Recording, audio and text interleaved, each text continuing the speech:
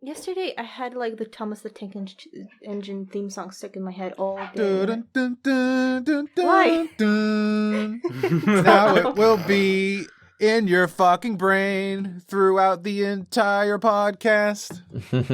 Well, maybe it will be in your head. It's always in my head. My name is Thomas. Percy was such a cunt.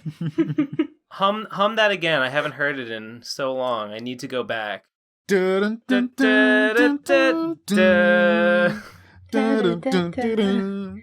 Oh yeah, Thomas. You were my first love, my only love. Hey Jesse, Hey, Jess. we're starting. Wait, we started recording, but we haven't started. So We haven't synced. Can you hear us? Oh, we hear you. Hello? Oh.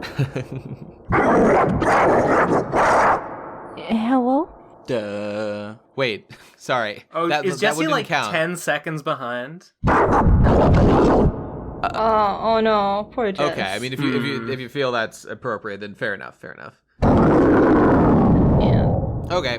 Take care, Jess. All right. See you later, dude. All right, later. For the viewers at home, his internet is bad. He can't do it. That's why. In case, because that's this right, is all because staying he's in. not Because gonna- this is all I mean, staying just in. cut that out. No, Like, this he is all doesn't- staying He's in. not even going to give us his audio track. No, this is all staying in. This We is all will not staying in. have his This is all audio staying in, track. dude. This is what the people want. They want inside baseball. This is what people want: confusing messes. Mm-hmm.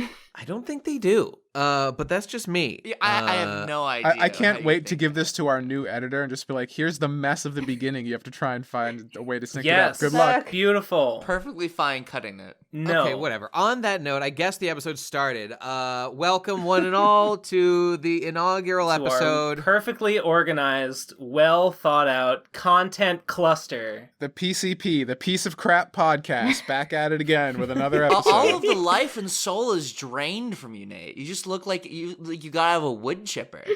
I feel like I'm climbing into a wood chipper, and I can't wait. Here's the deal, people. It's time. Jesus. The time is finally here. The time is now. The time has come, and so have I. I forgot what I was talking about. Oh, right. The editor contest. So okay, here's your challenge. I'm getting my life back. Do not scroll down and notice in the description where it says who edited. Don't do that. Because, as you probably could tell, we got the new editor, on this episode, and it's time to announce it. What'd you say? What? We want to say some honorable mentions. Is that the plan? Oh, okay. So here's what we're doing, people. So we got it. We're gonna let you know who did well. Everybody who entered, thank you so much. We're sorry to keep you waiting all so long and jerking you around, but we are gonna tell you some of the people who did a fine job in this here contest. So here's our 11 top picks, our top 11, because we're like the nostalgia critic, and we like to go that one step further. It's one step beyond, you fucking fake fan. Is that what he says? We used a first past the post voting system or something. I don't actually know what that means. Something like that. It was a We used weighted a point system. Yeah. Yeah. We used social credit to determine how much each vote was worth. So this is what we did. These were our top guys. Okay. So you know what? This is not in point order. Specifically, because I have to obscure who's the winner and who's the loser here. So this is totally unordered. Here we go. John Kano, Donosaur, Unusual Caterpillar, Ed, Kulik64, Alden, Green Fleshy Flowers, Calazar321, Those Tismis? Those Timmies. Those Timmies. Oh, those Timmy. Okay, I right. think. And Eleazar and Oblivion Fall. Those were our finalists, ladies and gentlemen. And if you are on that list, get ready, because you're going to find out whether or not you edited this episode. Indeed. Fingers crossed, every pony. You know, we could announce that right now. You know, we could let them know, like, the landmark announcement of their entire youth. You know, let them know, what will define their lives for the next, 10, 20 years. But, what if we just dilly-dallied for a little bit? What if we just twiddled our clit for, just a few more seconds right here? Why be too hasty, Why'd you be too hasty? Well, we were going to give some honorable mentions, right? Anybody want to shout out your peeps you liked? Kulik64, you're Pizza Chan. Therefore, I hate you. Yeah, same. I don't know. There were a lot of, No, they're all I don't fucking remember any of them. I voted in a drunken rage. Everybody on that list could do the job, as far as I'm concerned. So that's pretty cool. Definitely. The people who gathered to choose the finalists, we had such a hard time to choose who. We did. I mean, that's why it took like 3 years. Indeed. It was a we nightmare. had to have one of these patented, awful Nate, quote-unquote, fair processes, which no one likes. Exactly. So, you know. It wasn't a dictatorship, and that was truly our downfall. Man, Indeed. Okay, so there were a lot of like really creative like layouts and like art styles that went into a lot of these. And personally, what I would like to do and what I plan to do is, what we did was we recorded like a 15-minute sort of test script or a test episode and gave it to the editors to edit together. And what I plan to do is take a bunch of those. Now, hang on, Ben. If you say it, maybe you'll never make it. Do you want to just hold on and make the thing, or do you want to let people know? I'll let them know. Like, basically, it'll be like piece by piece putting the episode together, but composed out of like what everyone made. I think in particular had like a really cool like layout, and like even though we didn't end up picking it for the winner, I think it deserves to be shown. Way to spoil. Ben, you just spilled the beans about. Shot him down He preemptively. knew. Okay, he's a smart boy. He figured it out. Censor that. Oh my god! Censor that. No, it's okay. Censor everything. All those can be censored. All right, let's resync. Let's start over. No, we're keeping it will in. Save us. We're keeping that in, and it's censored. You hear that, editor? You're censoring those things. This it's is like crucial. the worst way this could have possibly have gone. We spent like literally an hour just like dictating exactly like the minute details about how we would announce it, when, in what like order we would announce the finalists and the winner. And we're just, there's some people here. Keep all that in. Censor that. Look, it was not my fault. I fought for a real start. You people overthrew me. You people. Yeah, you people. All right. I was just saying he's not the only one. Anyway, a bunch of them had like really cool layouts, and I want to show them off, and I want to let people see the work because a lot of people put a lot of work into the submissions, and we're gonna feature them in a thing. I am committed to this. Okay, well, cool. We'll hold you to it then, and so will they. Yes, please hold me to it. Haha. Anybody else want to shout any honorable mentions that you liked? Oh, by the way, there was like 50 entries, I should say. I believe there was exactly 50. Were there? Yeah, I think it's so. It's hard to say because some of them were questioned. Like Oblivion Falls was in particular was like we didn't think it was a real submission until we like specifically asked me, hey, do you want us to consider this like for real? I mean, that's true. That's true. And there was another one too. So another guy finished his and submitted it and said he was doing like when we did our hilarious update and said like, hey guys, you actually feel free to like make fresh visuals and whatnot. This person, God, it's on the charts on the bottom. Like they said like, I'm gonna make a new one, and then they're like, I actually don't have time. So please just don't count. Like day one he turned in a submission and they just didn't, and then he realized I don't have time to do this, which I totally respect. That's totally cool. Better to realize it now. Where the fuck is it? I've got it right here. It is scroll down, goddammit, fucking One Spar. That's who it was. A good old One Spar. That guy. We all know that guy. He's iconic. Whatever happened to One Spar? Whatever happened to One Spar Weekly? I had my finger on the pulse, and now I don't anymore. Good question. Are One Spar and Centerpoint 3000 the same person? I think so, right? I don't think so. I think they're distinct but similar. Might as well be the same. Well, Centerpoint was another contributor. He was another entry. So unless the same person entered under two different names, I don't think so. Unlikely. Rest in peace, Centerpoint. Centerpoint starred in my hit video, Feeling Closer to Death. So appreciate that. One Spar is struggling right now with multiple systems. He's got multiple personalities in his head, and they all have different Twitter handles. You know how it is. I thought you were going to say multiple sclerosis, and I was going to be like, ooh, and tug my collar. Oh, no, it did not. Was not going to go that dark. Guys, my joke that we wouldn't get to the finalist was turned into reality. I should have known. Listen, we can't give the people waiting any longer. That's true. Wait, let me just say, the other honorable mentions I just had, Fellow Human. I picked top 10, whatever. Fellow Human person was good. Everything was moving a lot. Like, almost too much. But it was a lot of movement. Fair. I appreciate that. It stimulated my lizard brain. Also Dell. Dell was up there. And also Zero and Hoodie. Those are all my top 10, in addition to the others that were picked. But okay, that being said, let's move on. Let's actually announce the real winner.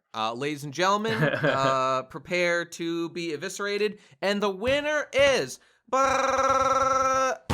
Oblivion Fall! Yay. Oblivion Fall wins. Oblivion Fall came in with the clear animator chops, the editing, audio quality. Copyright strike. Just so people know, the full story with him. He made his submission, said not to be counted up front, and he made it just to flex on everybody else. He said it was just a flex to prove that he was the most powerful. And he was the most powerful from the start. True. Yeah. It's very true. And then when we were at the end, we were like, hey, are you sure you don't want to? Because this is really good. And he was like, no, okay, I'll do it. All right. So, I told him I knew he was a filthy liar. It was almost unfair. Yep. So Oblivion Fall, welcome to the PCB family. Bring. Yes. Hello. Yeah. Oh, sorry. Call from corporate, guys. The contest is canceled, and we're gonna have to edit ourselves for another 8 years. Also, you're adopted. Uh-oh. We didn't make enough on patreon.com/the Pro Crastinators to pay an editor, so looks like you're on ice. You're on ice, buddy. Yeah, that's Support that's us, tragic, please. Please pay us more. I'm just saying, if you feel bad about editors not getting paid enough, give us more money so that they get a larger share. If you don't want to give us money, think of Oblivion Fall. Think of poor Oblivion Fall. Slaving away, like whittling away at his podcast episodes, slaving away on his Cuphead animations, like a prole. Indeed. Just trodden under the boot of society. As our newest ward, soon Oblivion Fall will blossom into Oblivion Summer. Wait, after fall comes winter. Don't say that. No, don't say that. Don't say that. Skip that. Winter is approaching. I think you gotta admit though, at the end of the day, Oblivion Fall being the winner does make the most sense thematically because he procrastinated the entire contest and then decided right at the very end he was gonna take it seriously. In a way, he procrastinated, although he made like an amazing entry, early on. But okay, I get your point. Shut up, I get your point. Nate, it's branding. It's brand recognition. Right. Good point. Although you could say that he fulfills the other spirit of the procrastinators by perhaps procrastinating on his many other like animation jobs to take the time to make the editor's submission, which is the spirit of procrastination. You know what I'm saying? think the real winner of the editor contest were the friends we made along the way. I was expecting that. That's fair. And you know what? That's so unironically true. Because a lot of great people submitted. Eleazar learned how to edit, apparently, for this contest. And I'm just going to tell you, he was tied for number 1 with Green Fleshy Flowers. Eleazar, overrated. Green Fleshy Flowers, for me, it's all about that Green Fleshy Flowers. Just and for that those who are unusual curious. caterpillar, and that QLEX 64, baby. Indeed. I'll give you the top 10 according to our voting. Okay, Eleazar and Green Fleshy tied for first. Alden in third place, Unusual Caterpillar in fourth, Donosaur in fifth, John Kano 6th, Ed 7th, Kulix 64 8th, Calazar 321 in 9th, and those Timmies in 10th. Look at those Timmies, baby. Oblivion Fall wasn't on it because he said it was a joke, but then just... So what you're saying is that after later. we procrastinated all that time and like tried to do all these things and spent all this time dividing like a voting system, none of that mattered in the end. Of course it mattered. 100% mattered. Well, I mean, if it didn't matter, it was because Oblivion Fall, misled us Fucking with his. It's just a prank, bro. Oh. So get mad at him if anyone. I fucking got us good. Shit. I felt pretty pranked. A lot of people, or a lot of the submissions were pretty much, they didn't have a lot of like editing per se, like a lot of motion, but a lot of people did have like just sort of do like a cool sort of their own art style interpretation of it. Like they just sort of drew our heads in their own style, or like they did like a pixel art style. I remember Chucklehead 95 had like a cute pixel aesthetic, and like Retro PK sort of just drew us in his own little thing. I don't know. This is Retro why PK, his art was great, and I loved the layout of that. It was really nice. Big fan. I was pretty impressed by Donosaurs, just like really pleasing. Like I don't know, there was like a video of like plants in the background with like some waveforms going on and stuff. I thought that was real neat. But That was cool. It was very zen. Unusual Caterpillar had some cool like 80s aesthetic thing going on. I think that as well. I think Unusual Caterpillar and Kulix both did like an 80s like vaporwave kind of. Yeah, I think so. Which I really liked both of. I forget Alden's offhand. What was Alden's again? Alden's didn't he do like the drawings and like I was a butterfly? Wasn't that the one? Oh yes, that's the one. That's the one. Oh yeah, that was weird. That one was just That was weird cool, too. looking. I don't know about that. I liked Alden's it. was like- except- you guys all loved it, but No, I wasn't- liked it. I didn't vote I for liked it. I liked it enough, but like I didn't like the ear rape segment. I just in my notes. Oh yes, I remembered that. Yeah, in my notes Part I put just, down like, just like explodes. no more of that, please.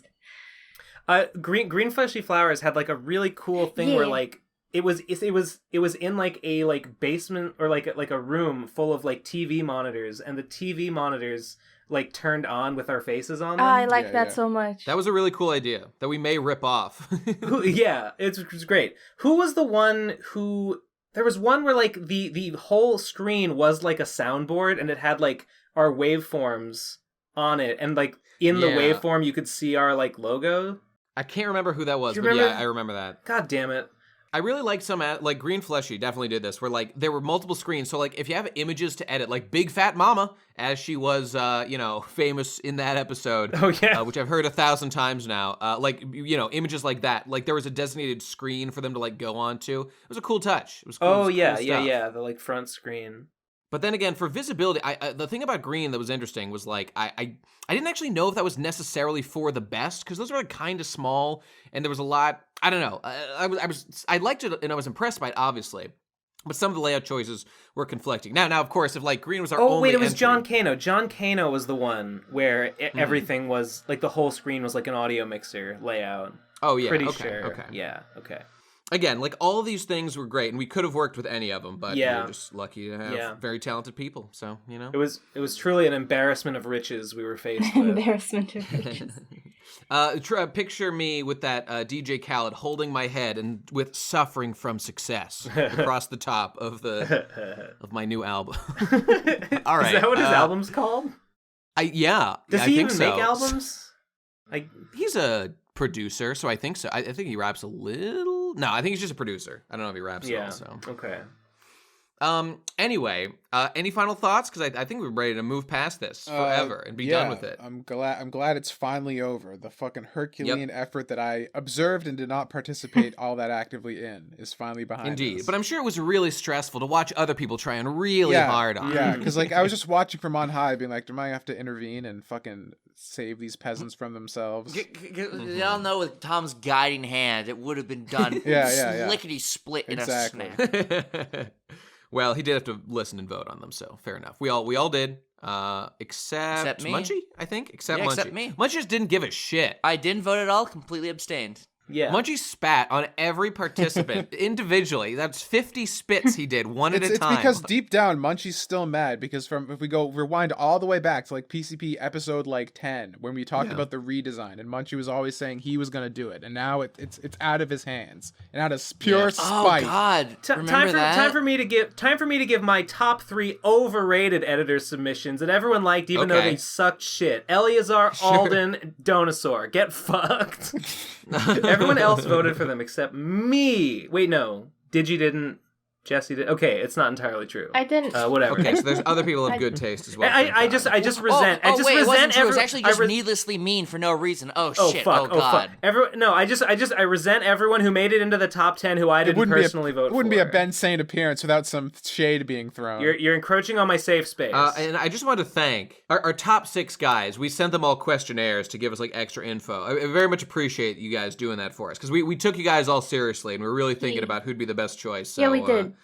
Yeah. Thanks. Appreciate all the effort. We did not underestimate you. Yeah, like I said, it was very difficult to choose between the finalists. Yep. And we appreciate all the work. Which is why I procrastinated on brand so long before I voted. It took me forever to get around to it because I just didn't want. I didn't want to crush the dreams of all those delightful, shining faced young people out there who just want to reach out and be a part of this grand project known as the Pro Crastinators podcast. Listen to Ben's new album that's Suffering from Kindness. That's right. It's him, sadly looking down. He's just too kind. I'm just too kind to help anyone. Well, yeah, also Devu didn't vote, but he's been AWOL, Devu's so dead. that's fair. You want to talk about how Devu's dead? I mean, there's not much to say. He's just doing other shit, I guess. Yeah. May come back one day. I don't know. It was just literally a wall. Well, he tweeted about it. I don't know. I think it's interesting. I think it's relevant to talk about here. Sure. Apparently he hold on there, buddy boy. What did he say in the tweet? Because you might be about to say something that he didn't say in the tweet. No, I'm not going to say what you said. I'm not going to reveal your secret cache of knowledge. Just saying, he's just going completely AWOL. It's not a huge change. From the internet to work on his stuff, or is it just gaming hardcore with his game, or nah? He's focusing on other aspects of his life. He said he's going to work on getting a real job, and and something in his twit longer said something about like trying to use that experience to like hopefully build like a game dev career in the future that's like more sound. Sounds like he's going home to be a family man. Now, go home to be a family man. I've always put forward that it's perfectly it's easy to do the PCP and, anything else. It's a once a week commitment, and I guess you don't even have to show up to all the episodes. Yeah. But I think it's more that he just doesn't want to. He wants to get his baggage out of behind him, and I don't know, be a real person in the real world or something. Hey, God bless him. Whatever. Fair enough. Sure. Whatever, man. I mean, I don't want to do it, but if he does, cool. Whatever makes him happy. Yep.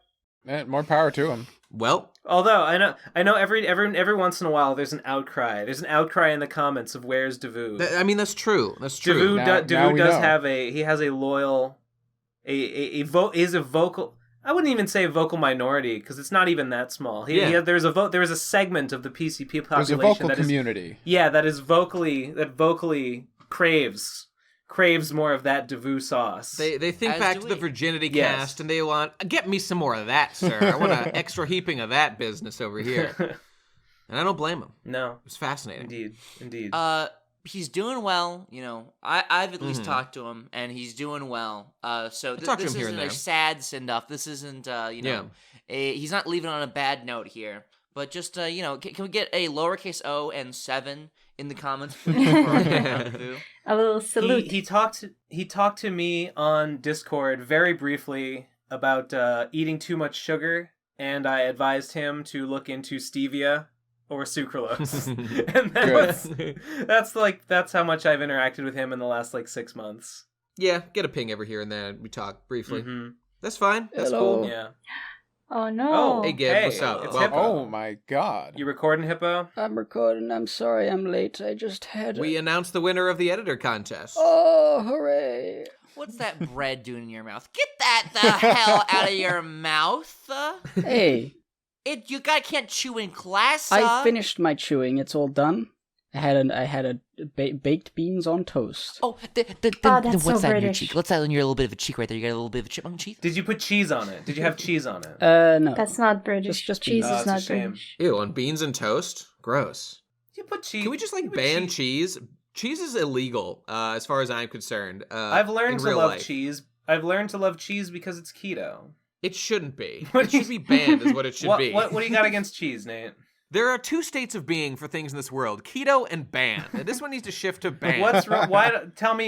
Tell me your cheese grievances. Your cheesences. Okay, while cheese may be keto, and those with the correct knowledge and power to use it effectively, I'm sure it can do good things. But that's not how it's used, especially out in Ohio, where you buy fucking chili, you buy a fucking salad, and it comes piled high. There's more cheese than salad on that fucking thing. This is it's a misuse of the power of cheese, and it's fucked up. And I'm just ready to cut the cord. When I used to, before I got into keto, in the times in the past when I tried to lose weight, tried to do a traditional diet, like a low fat diet, cut my calorie intake, I would always forgo cheese because I was like, well, okay, I'm gonna eat a burger, right? Well, I can eat a hamburger or I can eat a cheeseburger, and the cheeseburger is an extra 150 calories, and it doesn't huge.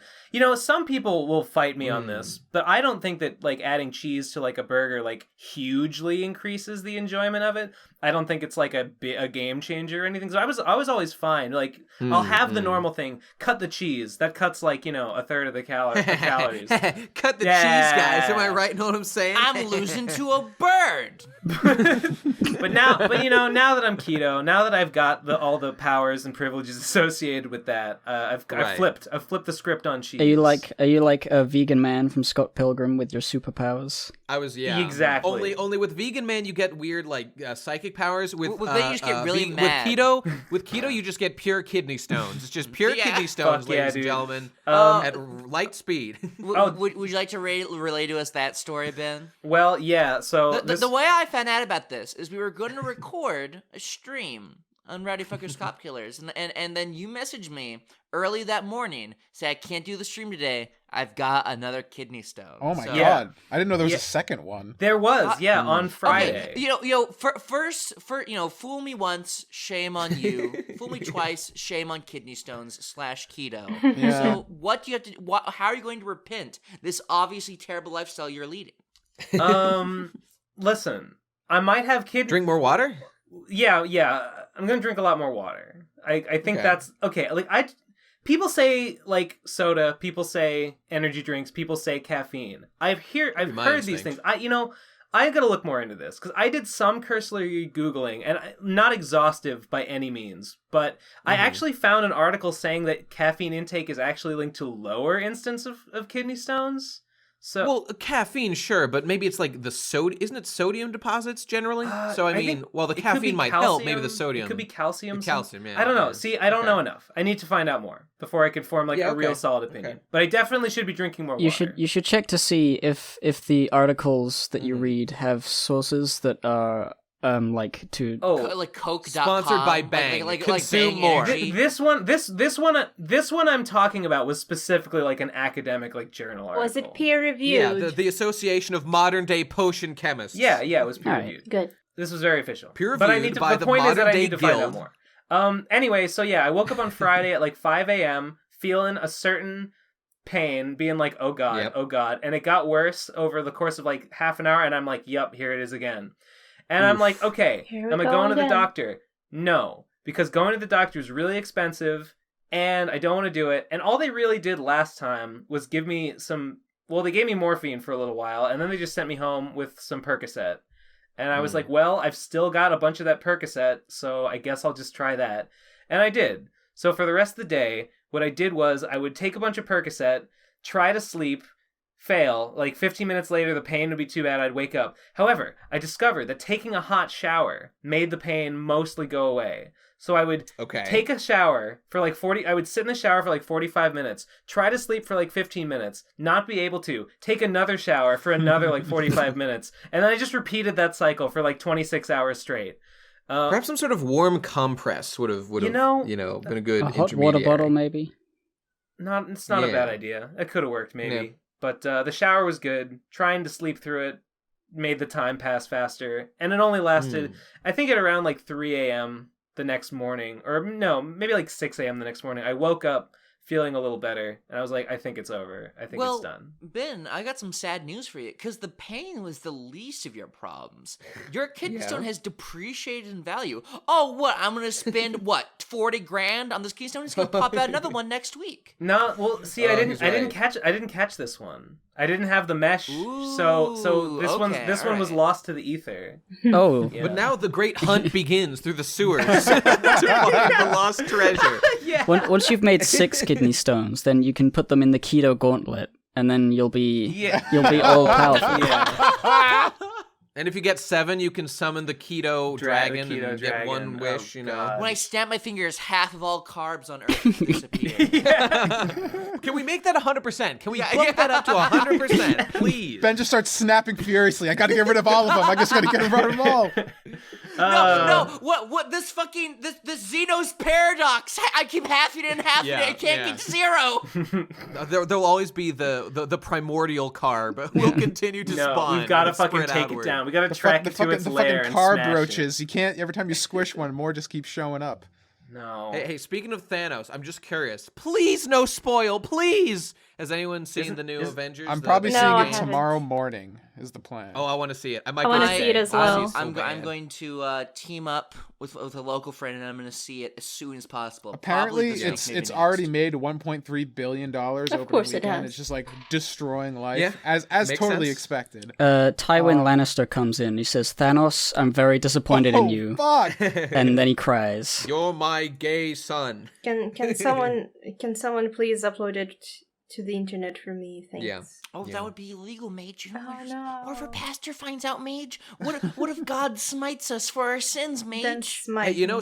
speaking of this though, I think we've talked about this before, but movie theaters have become such a luxurious experience. They're pure decadence. So I'm gonna fucking get my lady, dress her up in her finest whore's makeup, and we're gonna go out and we're gonna hit the town and we're gonna get like a fucking pizza delivered to us in the movie theater while we sit there, just pure decadence. Movie Mate. theaters have fully shifted from like cheap bullshit to just like complete luxury. Like they've got like like recliner chairs. Oh, God. Yeah, They've that's got how like they got it now. delivery. Okay, They have okay. Every single movie theater just has like bars in it now. It's Every so single movie sick. theater have had like fucking liquor in it now. Okay, but here's the Some of them even got the notion to put liquor in it. Man, that's a waste of watermelon. see. It's interesting that you They bring this cut up. all 'cause- the guts. oh my fucking God, you're Maybe all you know what gay. I'm talking about. I remember the You video. remember It's like Petey the guy Green. talking about. Petey Green's alright. Washington. I wanna Look- hear what look up Tom Petey has to Green's say. Washington Guys. watermelon. Nobody listens to me, Mage. It's fine. No, it's fine. no, I'm it's just not I'm fine. just No, a poor it's not boy fine. Like, from this a is poor a very family. special occasion where you actually talk. You Aren't need her to legs talk. cool, Whoa, guys? whoa, A whoa. twang of Just love salt having on a legs. sweet Guys, I got melon. some- I Oh, got my pants God. and new Sorry, day. Oblivion Fall. I'm sorry you have to edit through this mess. This is your inaugural okay. episode.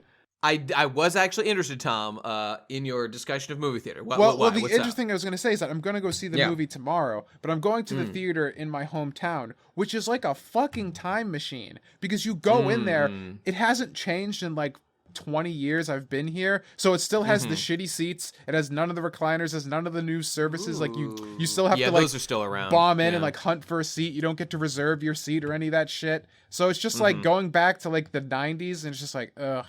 Disgusting. You know, when I was young, we used to go to. It was like I forget what it was called, but there was a movie theater that would specifically play like movies that were like out of the Was main it cycle. Patriot Cinema? Patriot Cinema. Yeah, Patriot Cinema. Tickets And were there was like $1.50. Oh yeah, we went to the Zeotrope that they did that. The It was the same- Zeotrope. The Zeotrope. That was what it's called, but it did the same sort God, of were they thing. growing aliens in like tubes underneath? Uh, like, a no. vial? Well, maybe they're gone now, so maybe they went home. Yeah. Cover up. They were just trying to fund And their I haven't research. been to the cinema in like over a decade. No, less than a decade. Hippo, Oh, tell me how are theaters nowadays? Huh? Made you goddamn neat. Get out of your house and go kill Thanos like the rest of us. Go do something useful, like go to the movie theater. Something productive to Support the fucking society. economy. I haven't been to a theater, I think, since Star Wars The Force Awakens. And back then, it was just like your average, like, the normal sort of theaters where Yeah. there's no Yeah. big...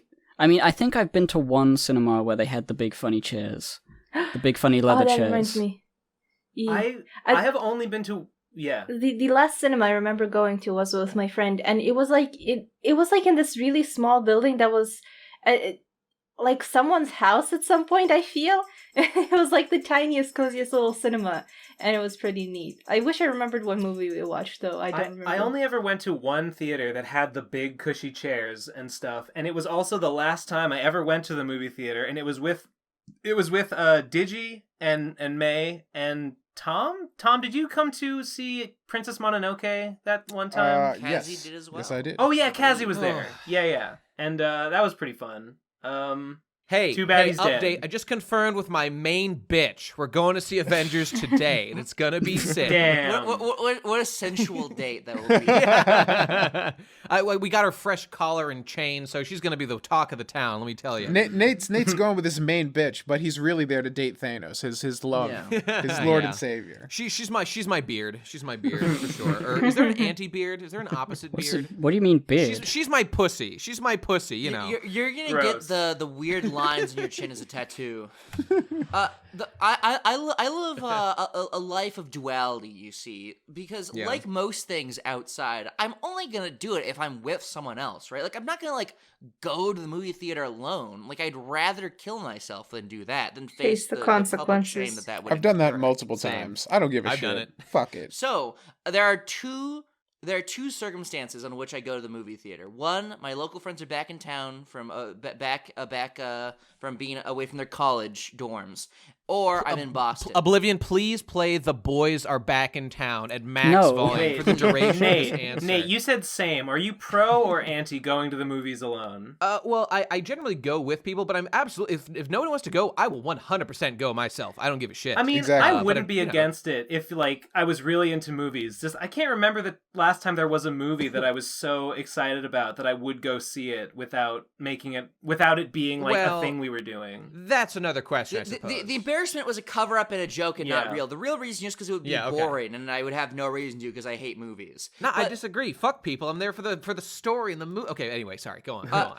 Anyway, so I'm either in San Diego or I'm in Boston when I watch a movie, and San Diego experience is far different. So with Boston, you got the liquor, you've got the watermelon rind, you've just got people zigzagging and bopping and fucking just all over the place, semen drenching my eyeballs when I'm at the movie theater in Boston. You get to watch like a Ghibli movies there. It's crazy, just the height of luxury. Well, they were doing a thing. That was like a national like it was event. It was an event. Unfortunately, it ended. I was really hoping to see Porco Rosso. Remember that classic Ghibli line? I just don't understand how we black people started watermelon in the closet. I went to a party. These nice white folks, they had slices. one white woman, she said to me, "Oh, I didn't think you black folks ate watermelon like that no more." Nah. Oh God, it's like my favorite video. Link below. I said, "Lady, you just trying to get me to cut up all the guts so you can keep all the good part for yourself." Petey Greene, where'd you go, Petey Greene? So in San Diego, there's an iconic mall. It was a staple of San Diegan culture, and all you locals, Cheesy Manfredo, I'm talking to you. Horton Plaza, iconic, getting torn down, replaced with office buildings. So this dilapidated, once iconic mall is just in shambles. And in there is an AMC, and it is a huge theater. But no one gives a shit because their days are numbered.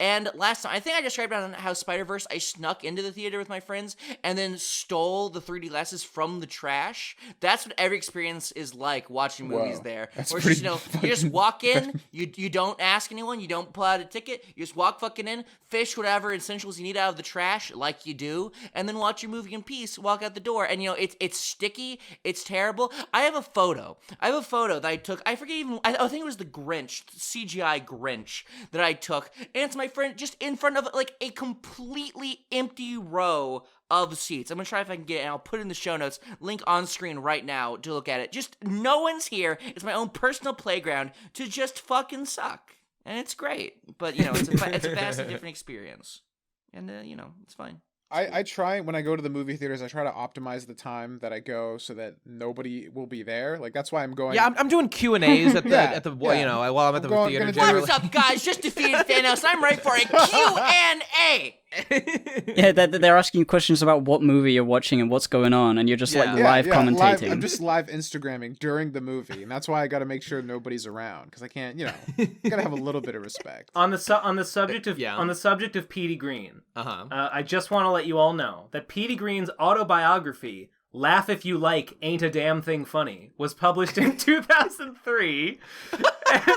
and Greene was portrayed by Don Cheadle in the 2007 film Talk to Me, which was inspired by his life and career. Wow. Yeah. Okay, that's great. This is a I don't actually know what his career is, though. I mean, I know he had like a Washington D.C. area like morning talk show, and that clip of him getting really angry about people eating watermelon the wrong way is the funniest thing I've ever seen. Link in the show notes. I have placed it there. Yeah, okay, excellent. And apparently you can see Don Cheadle play him in a 2007 biopic, so there you go. Munchie, who's this modern day ghoul that you've posted this is the person I saw Grinch 2018 with. The best movie ever made, by the way. Jim Carrey's Grinch, how could it even compare to, Story? Anyway, so I saw it with this guy, and during the entire, when you go to the movies and you get there like early because you're a good boy, you're a good wholesome Christian, Roman Catholic, and they just have like the bizarre like, please God, Bayer Prox movie theaters are dying. Do all this weird gimmick shit. So there is literally an app that was advertised in the previews of this. There weren't like movie previews. There were just like app previews. And this was for an app called Newvie. Not joking, Newvie. For the Newvies wait a minute. audience. Well, at first there was Noogle. Now we've got Newvies left, right, and center. Is this like... Was like this app bought by Noogle, just like YouTube was bought by Google? They just trying to mirror their movements here? I can only imagine. So what it is, do you guys remember Face Raiders on 3DS? Yeah. No. So literally Face Raiders, but for movies. So there would be like on screen, it would be like, whip out your phones, whip out your TM Newvies app, and start clicking right now. 3, 2, 1, go. Oh, I get it. I don't know. So maybe you could like choose the ending. Like, do you want the Avengers to all die? So what will happen is there will just be like a stock photo of a movie theater, where you are right now, just a stock like of the concession stand, and it'll be like, whip out Newvie to see the creatures, to see the critters run, and you whip out the Newvie app. Like of course we did. We scrambled. We ripped out our phones. We almost broke it. Like fidgeting with it, tried to open it as fast as we possibly could. Desperate Newvie, to get it open. And then there were like little creatures, little UFOs, little aliens trying to invade, get into our ears, maybe plant some eggs, and we just shoot them down. They were like AR. What I'm trying to say, they were AR 3D objects that were in your phone screen. You had to shoot them. You could only see them if you're pointing them at the screen. Would this like pause the movie to happen? No, this happened before the movie. But wait. I wish it did. So is this? Are you saying you're in the movie theater, right? Mm-hmm. I'm just trying to paint the picture for myself. Mm-hmm. So the screen is displaying a generic movie theater that's empty, and then if you point your phone at the generic picture, it will show items on top of the generic picture, but not in the actual environment. You're actually really sitting in the actual movie theater. It's only the picture of the movie theater. Indeed. In AR, I'm very confused. That is the most retarded thing I've ever heard in my life. No, it's engagement. It's engagement. God damn it! I was entertained and I was engaged. That's the mark of quality. Can you imagine? One isn't enough, but both. This sounds like the Ubisoft presents Dog Pals ripoff of Nintendogs, which is Face Raiders. All right, this sounds like a lame ripoff of something that's way better. So that's what the movie theater experience is like in Horn Plaza. Just decrepit, literal mummies roaming about, like actual dead people. I saw some dude piss in the movie theater. Like I said, rummaged through the trash, or there was a lot of birth control in there. Just not a good time. Just not a good time. But it's worth it as long as I got to see Superman Spider-Verse. Fucking suck.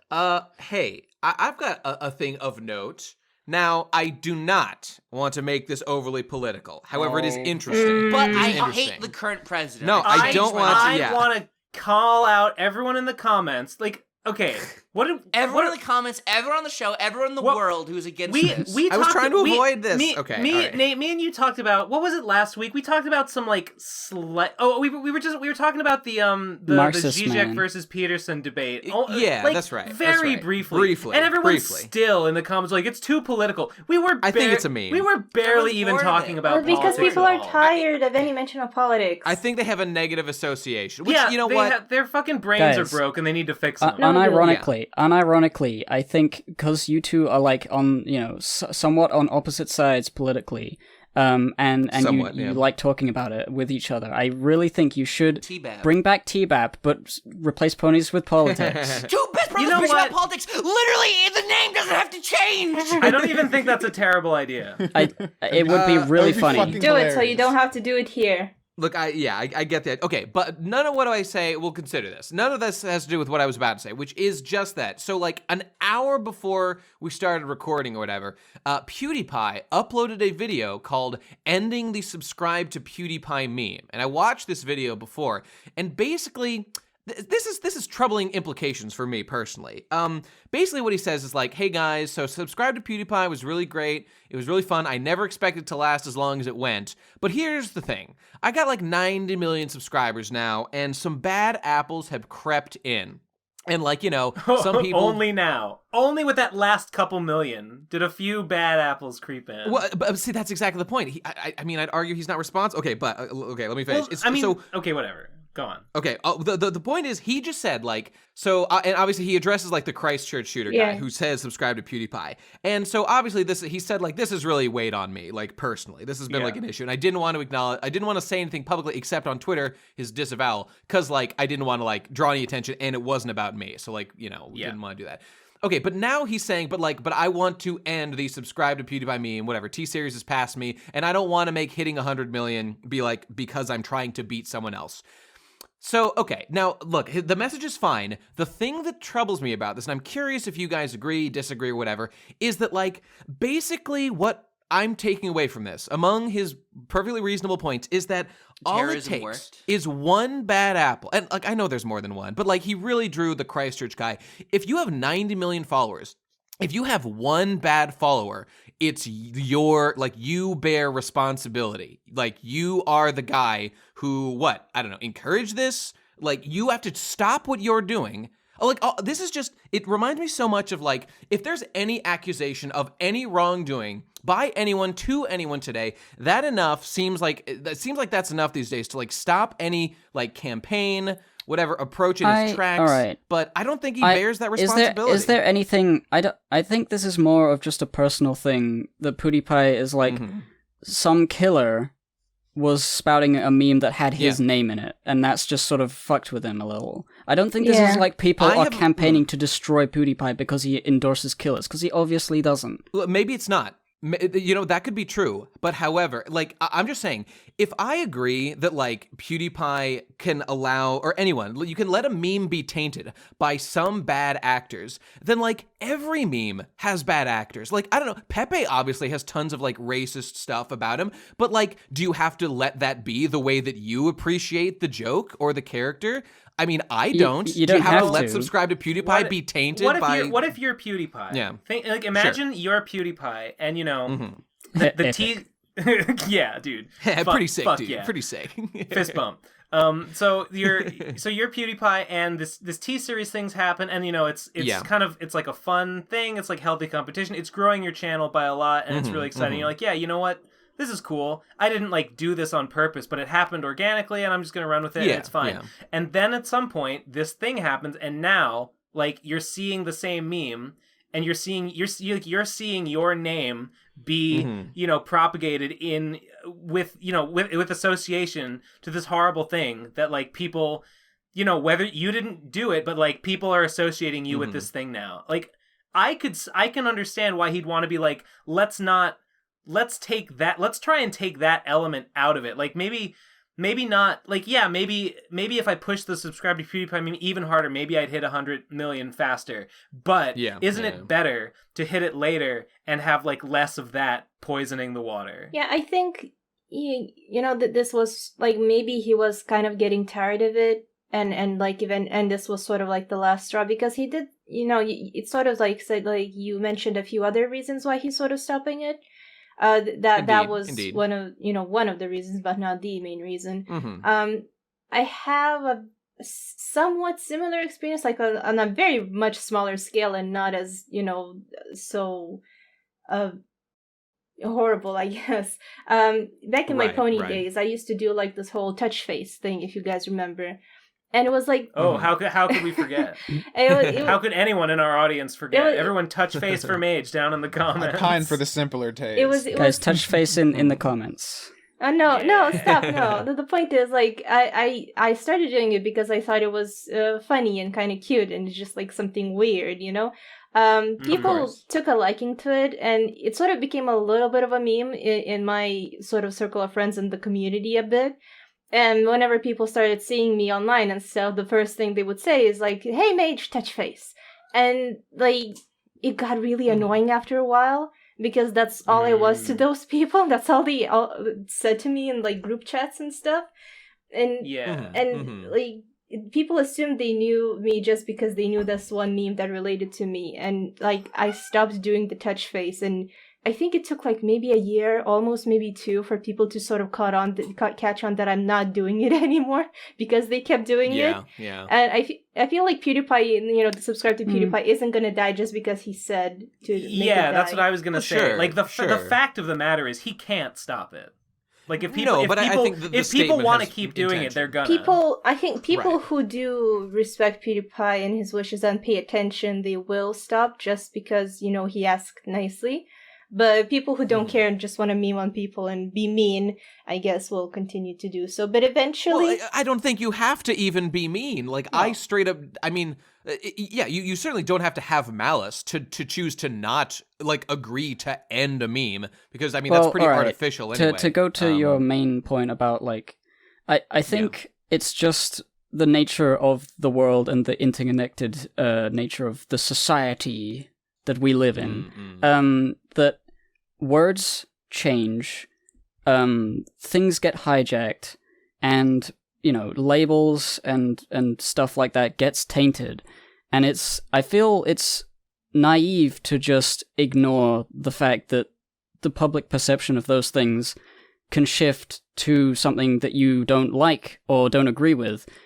It's unfortunate and it sucks, but like, if you use a word and then like a year later the word means something completely different, stubbornly continuing to use it in that sense is just gonna be confusing. When you make a meme, it can easily grow out of your hands, as it did for Touchface, as it did for, subscribe to PewDiePie.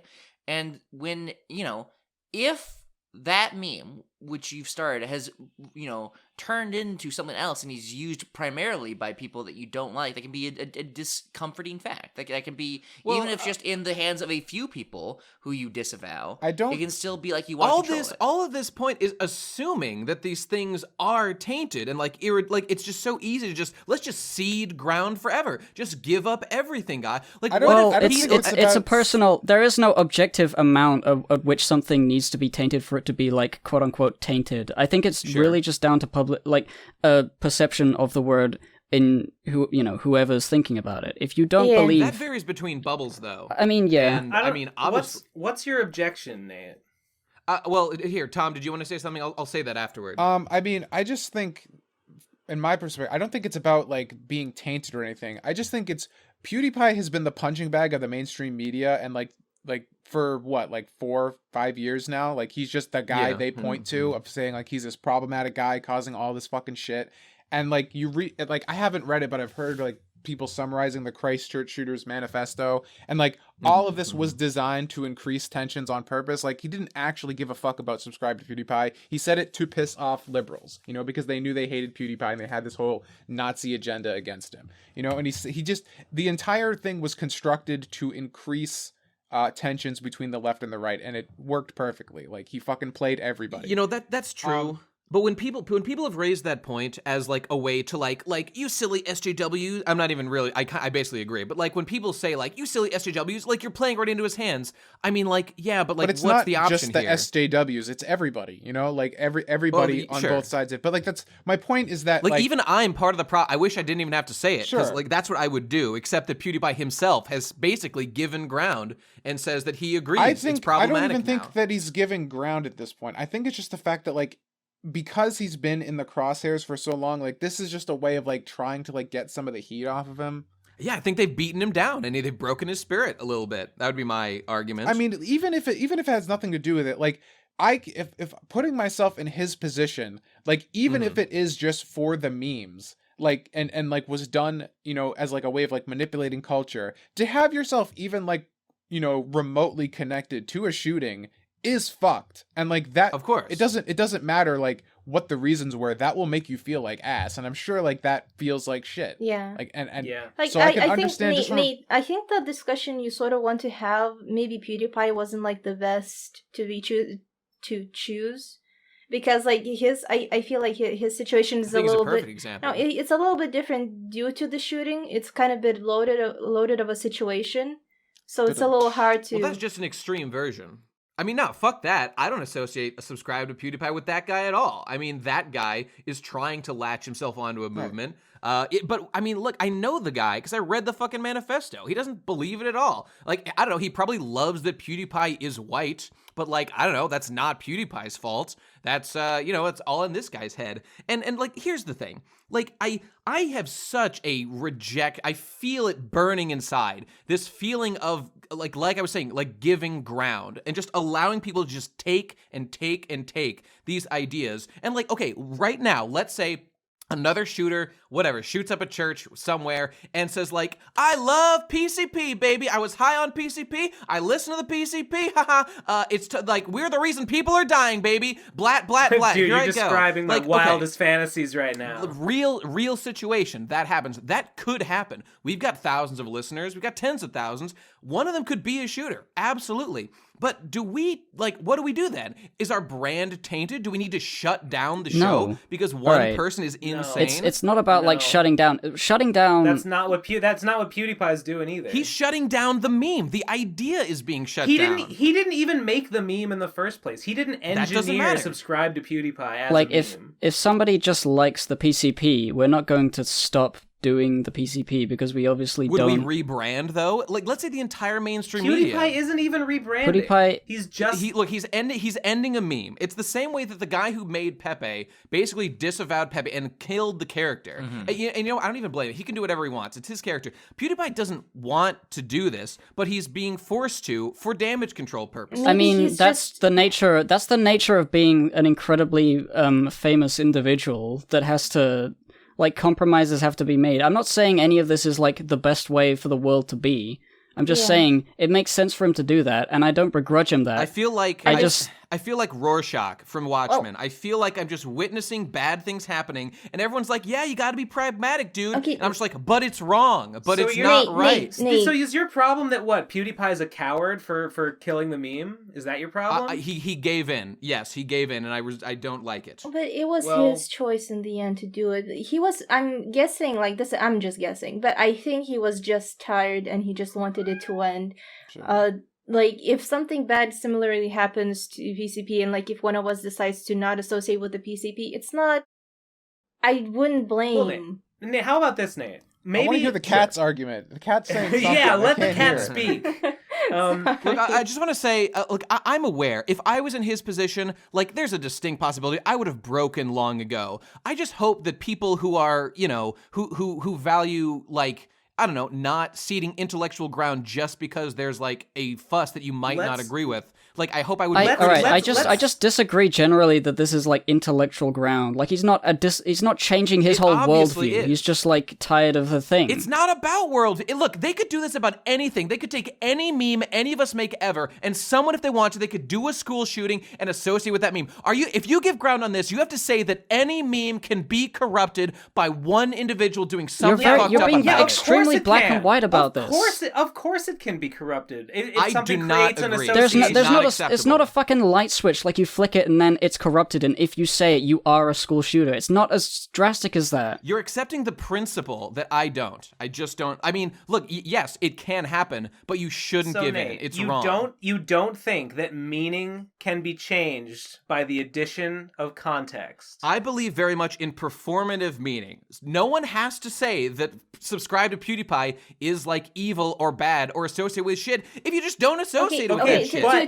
But you can choose to believe whatever you want, but that doesn't change the fact that lots of people out in the real world now do associate that phrase with the New Zealand shooter. How do we square that with the fact that those people have been fucking duped? They've been duped. Nate, because it doesn't matter. It doesn't matter if they've been duped. The point is they have the association is there now. It can't. Well, let's correct them one by one. It can't be gotten rid of. It's like I said earlier. It's just naive. I just want to quickly shift like the we can use a similar hold on. Overwatch did like a ban on something on like the OK sign recently or something like that because like one person complained about the OK sign.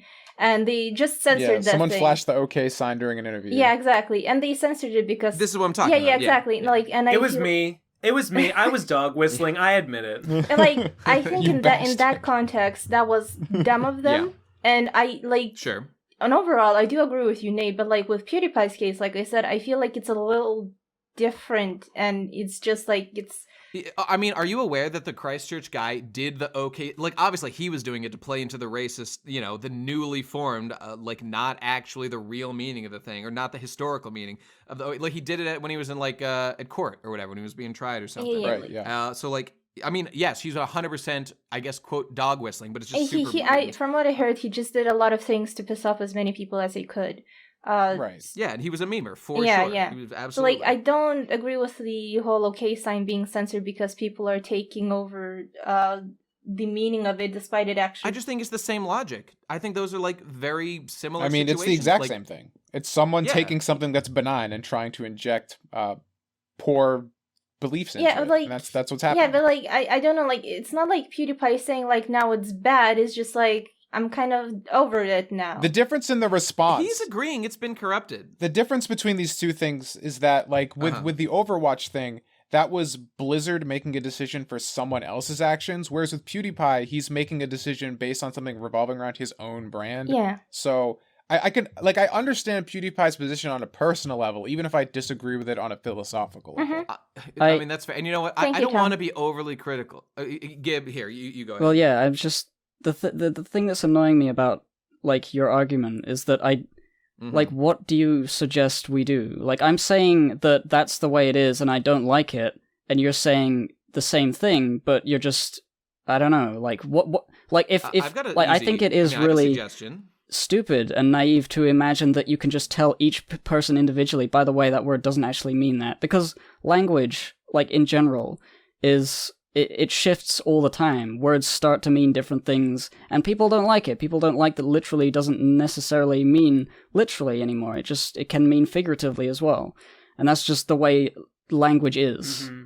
Like, how would you go about changing something that has been changed in a way that you don't like? The thing is, there's a lot of retroactive continuity going on here. Like I don't know, people show, like, Obama's made the OK symbol. Has that word changed? Was he dog whistling all along? Do we need to give, like, timestamps to when words meant certain... Look, I know this is all muddy, but, like, I mean, here's my solution. Whenever, like, you do an OK sign and someone says, hey, you know, that's racist or something, you say, no, it's not. That's, you know, I'm not using it that way. Like, I'm aware that some people do it. I don't think about that. There. I mean, it's kind of like the same argument as, like, back in the day, like, using gay. You know, it's like gay doesn't mean gay; it means stupid. Like, it's just a different way of using the word, and this is a different way of using the symbol. And that's always going to have pushback because you have people who look at everything with, like, a certain context, and other people looking at it in a different way. You know, because, like, you have people who are taking like modern day sensibilities and projecting them on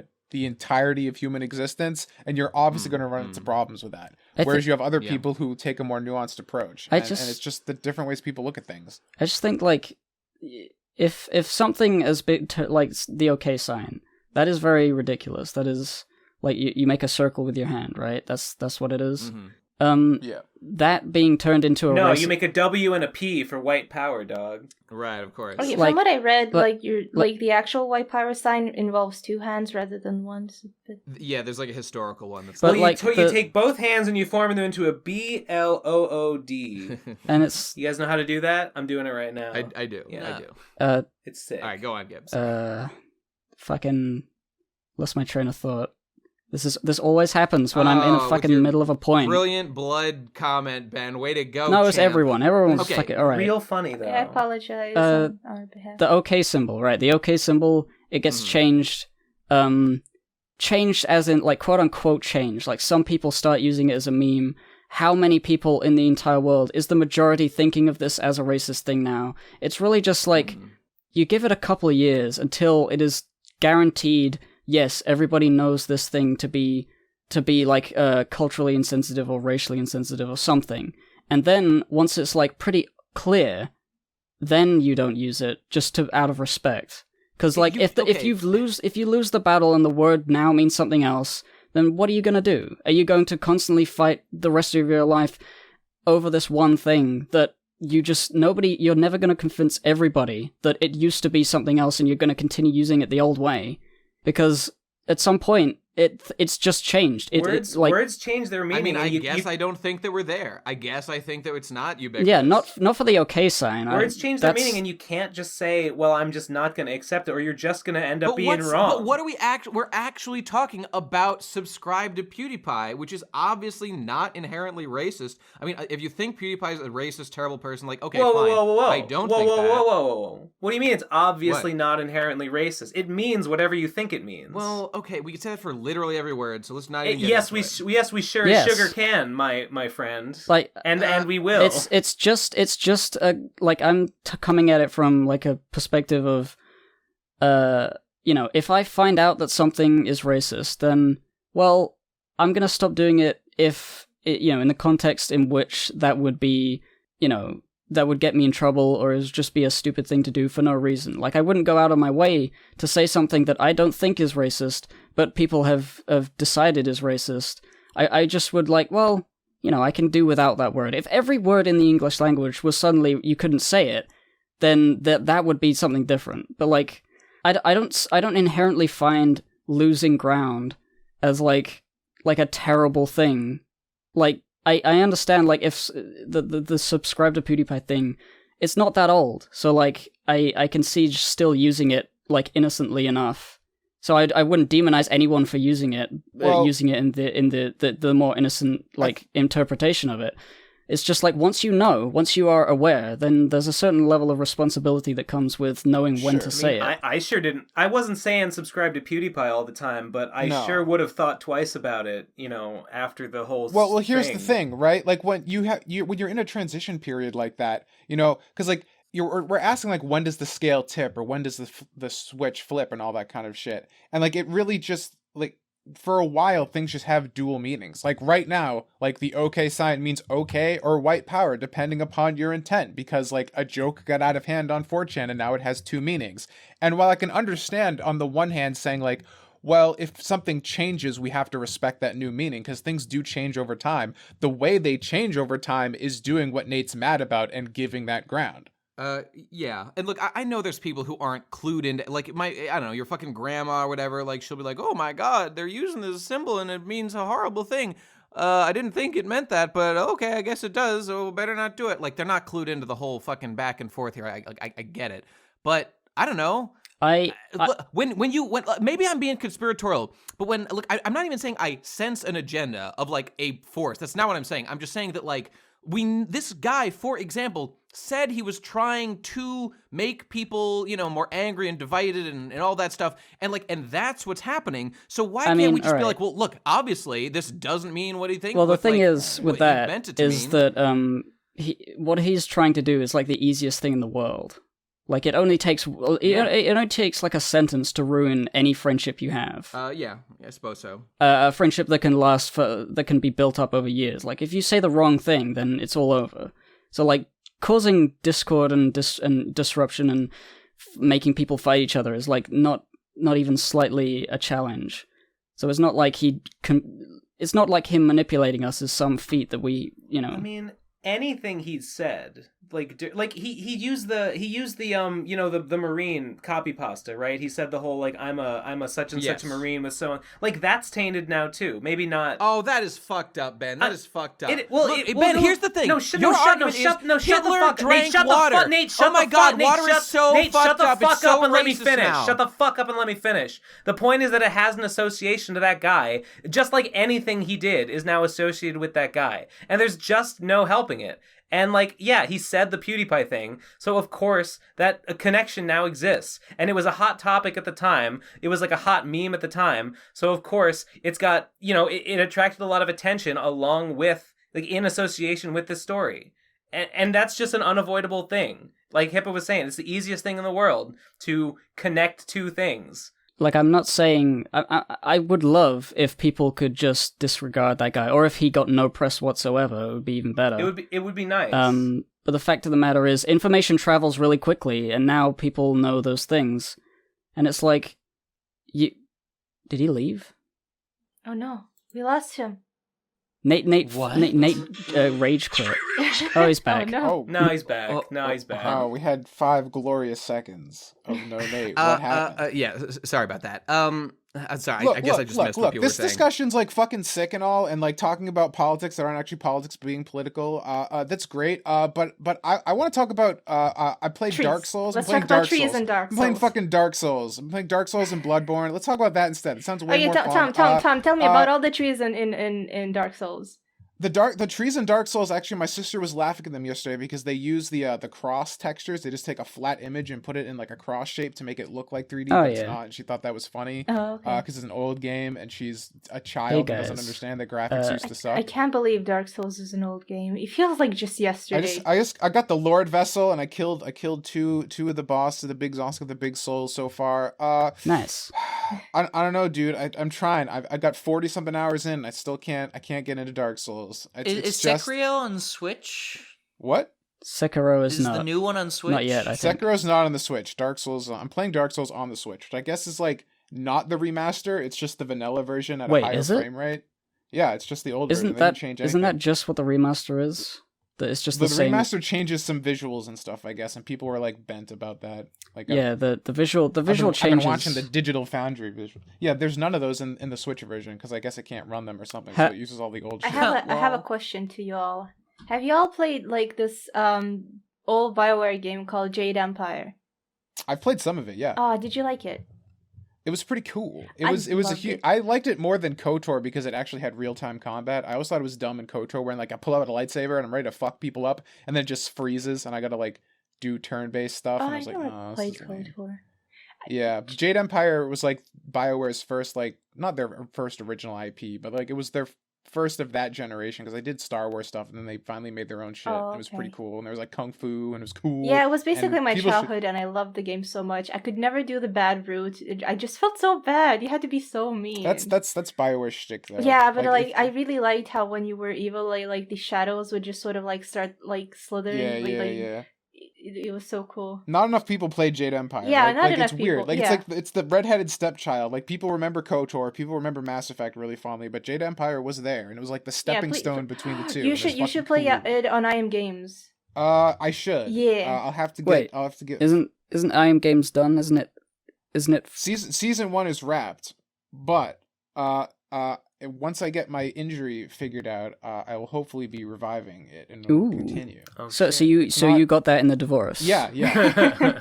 It's not even that I got it in the divorce. It's that Digi never gave a shit about any of the shit surrounding IM Games, and so I'm the only one in the Discord. You know, that's so cool. I have the power. I'm sad about that. So it's all mine. You know, I was organizing my room the other week or last week, and I don't know where my IM Games shirt is. I know I have it, and buy another one. Like, don't you have to? You'll be both games. It's different though. That was a handmade one. That was the original run. It's got to be somewhere. Please find it. I have faith you'll find it. I've been dying to get back into video games. I've notoriously just have not played single player games. Let me tell you, years. Munchie. All you got to do is just injure your spine, and then you just have no desire or drive to do real work because every moment of being awake is utter agony. I've noticed you've been tweeting a lot about video games lately. I've done nothing but play Dark Souls and Bloodborne for the last 2 weeks. And it's been and I can tell you're having a real shit time of it, and you hate Dark Souls, and I don't understand it. It makes me mad. Is so miserable. Sen's Fortress is so hard, guys. Well, it is. I can't. What are all these fucking snake men doing here? Like, why do they want to kill me so bad? Yeah, like I wanted to give him a hug. Why they set all these traps for me? What the fuck? Yeah, it's pretty not fun. And I was really upset. I'm beating it out of pure spite right now because every time I say something, like I'm treating like Twitter right now is just like I'm live tweeting Dark Souls, like just like I'm just playing it. I got my phone in one hand. Those topical games to play. Yeah, exactly. But the reason I'm playing it is because I want because everybody in this chat fucking loves Dark Souls, and I'm like, all right, I gotta figure it out. I gotta get to the meat and potatoes. Never played Dark Souls. Everyone's talking about this new FromSoft game, and I don't really understand what the deal is. I mean, it's just Dark Souls, but again, like there's literally no difference. Like I don't understand. So I'll live tweet it anyway. So I'm playing fucking Dark Souls, and I don't understand. I don't know. I guess it's because like it started back in IM Games because like Digi was always talking about Dark Souls, and I was like, I don't really like it. And then we got Neo because he's like, oh, Neo's like a Dark Souls-esque kind of game, but by Team Ninja, who made Ninja Gaiden, one of your favorite games. So maybe you'll like that. And I started not really liking it. Then I got into it, and I played way too many hours of it. But Neo is way harder than Dark Souls, and it's way harder than Bloodborne. fucking beats the shit out of you. So then I started playing Bloodborne again, because I had that since I got my PS4 and just couldn't get into it. But this time, for some reason, it clicked. And like I played it just on stream randomly to kill time. I think it was when Digi wasn't there. He was like away getting his house shit sorted out. I needed something to play. And then I packed up all my shit to move back to my parents' place while I got my spine fucking surgeryed on. And like the entire time I was like getting my shit packed up, I'm like, man, I just want to play Bloodborne right now. It's kind of weird. So I got into it and I bought the DLC and I fucking destroyed that game. And it was pretty fucking cool. And I was like, all right, I've done it. Now I can play Dark Souls and get it. And I played Dark Souls and I still don't get it. I mean, I'm pretty far Dark in. Souls and Bloodborne, well, actually, Demon Souls and Bloodborne are the most like divergent in terms of the type of gameplay, and yet also the same. Yeah. And I'm having tons of arguments on Twitter about it, and I'm trying to be respectful and not mean, because I don't think Dark Souls is a bad game. I just think Dark Souls does nothing in terms of like what I really like in games. Like, it's pretty fucking cool, and there's like some little interesting bits, but like the core gameplay loop isn't enough to like keep me invested. Because like that was the thing. Like I got to Father Gascoigne in Bloodborne, and then that's when I ended the stream. And I started packing up my shit up. And I was like thinking the whole time, like, man, I want to like take that hunter axe and kill more shit because it feels fucking great. And that's why I went through and finished playing everything.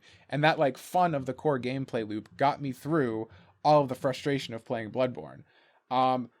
Dark Souls' combat and just like core gameplay loop isn't as engaging for me personally, because a lot of it's just like waiting. Because you have to like keep your shield up and like, you know, wait for openings and stuff, where Bloodborne was way more aggressive based, which I kind of enjoyed. That was like the idea behind it. There's nothing but hatred driving me to beat this, because every time I say something, I don't really know if I like this part of the game, it's not really doing it for me. Like, I'll just get a response that's get good. So I want to get good. I want to beat the game. And then when I go on Twitter and be like, guess what? I got good and it's still gay and I still don't like it. Sorry, bro. I hate get good so much. It makes me sad. I just went from playing Sekiro, jumping into playing Dark Souls on Switch, which, by the way, calls itself Dark Souls Remaster. So I assume that it is, but I mean, maybe there's more to the story. Sekiro calls itself Dark Souls Remastered? No, Dark Souls, the Dark Souls on the Switch says Dark Souls Remaster on the thing. It's branded as Dark Souls Remaster because the changes of like being able to change your covenant from the bonfire and like a couple other little tweaks like that are there.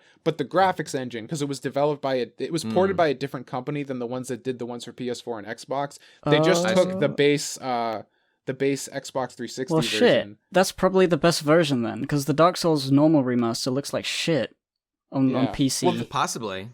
I don't know. I thought the flames still looked shitty on the bonfires, so whatever, maybe. But jumping from Sekiro to that game was like stepping into, you know when you're in Dark Souls and you go into the swamp and you start moving at like, you know, quarter speed or whatever. Yeah. That's what going from Sekiro to Dark Souls feels like all the time. And it's you know, it's more deliberate. It's more, you know, whatever. You gotta think about your stuff. As someone who plays Devil May Cry all the time, like that's what playing any From game feels like. And like that's understandable. Going to Dark Souls 1 just like overemphasize that like even more. And I'm like, I mean, playing Dark Souls now, it's good. I mean, I respect it as like an art piece, obviously, and I was a huge fan when I played it back in the day. But having played Dark Souls 2, 3, Bloodborne, and Sekiro now, it's hard to go back. And I feel like a lot of the joy of the game is actually about like the multiple playthroughs and the different play styles. Well, of, like, that's why I got exploring. Dark Souls on Switch, because my idea was like everyone, because I watched all of Hippo's Dark Demon Blood videos before I bought anything. Because I wasn't sure if I was going to get Demon Souls or not. And based on your Demon Souls video, I was like, I don't think I'll probably be able to get into Demon Souls if it's even slower. So I kind of passed on that, and maybe I'll go back to it at some point. Demon Souls, I think, is like the... They got it right the first time sort of game. Like, it is slow, but like, it's so much about it is so good. Yeah, it's great. Maybe I'll get to it. Maybe we should go to the voicemails. Ralph Petey Greene was a comic genius who spent years, quote, clowning around and spiraling to life's lowest depths. Then he conned, rhymed, and, quote, speechified his way to heights he hardly dared imagine, using lessons from his unconventional grandmother. On national TV with Petey Greene's Washington, he'd end with a signature rhyme. I'll tell it to the hot, I'll tell it to the cold, I'll tell it to the young, I'll tell it to the old. That had viewers asking, who is this man? Laugh answers and introduces two characters destined to capture hearts. That's it. That's the description for Laugh If You Like, Ain't a Damn Thing Funny. The life story of Ralph Petey Greene, as told to Lerma Rackley, which I am When's the audiobook really... coming out? You've obviously messaged Petey Greene, and he's flaked on you yet again. I messaged Lerma Rackley, but she's too busy playing Skyrim, and she won't make an ACX account so we can make the fucking audiobook together. God damn it. I'll do the accents and everything. I'll fucking do it. I don't care. Oh, that'll go over really well. Everyone, Man, your career... that's a waste of watermelon. Oh God. Hey guys, that's just what he sounds like. Everyone in this chat just loves Dark Souls, comes on it. I've got come on the mind today, you know? I guess that's what you get when you bathe in semen. Anyway, guys, it's me. I am here on the PCP. I forget what I was...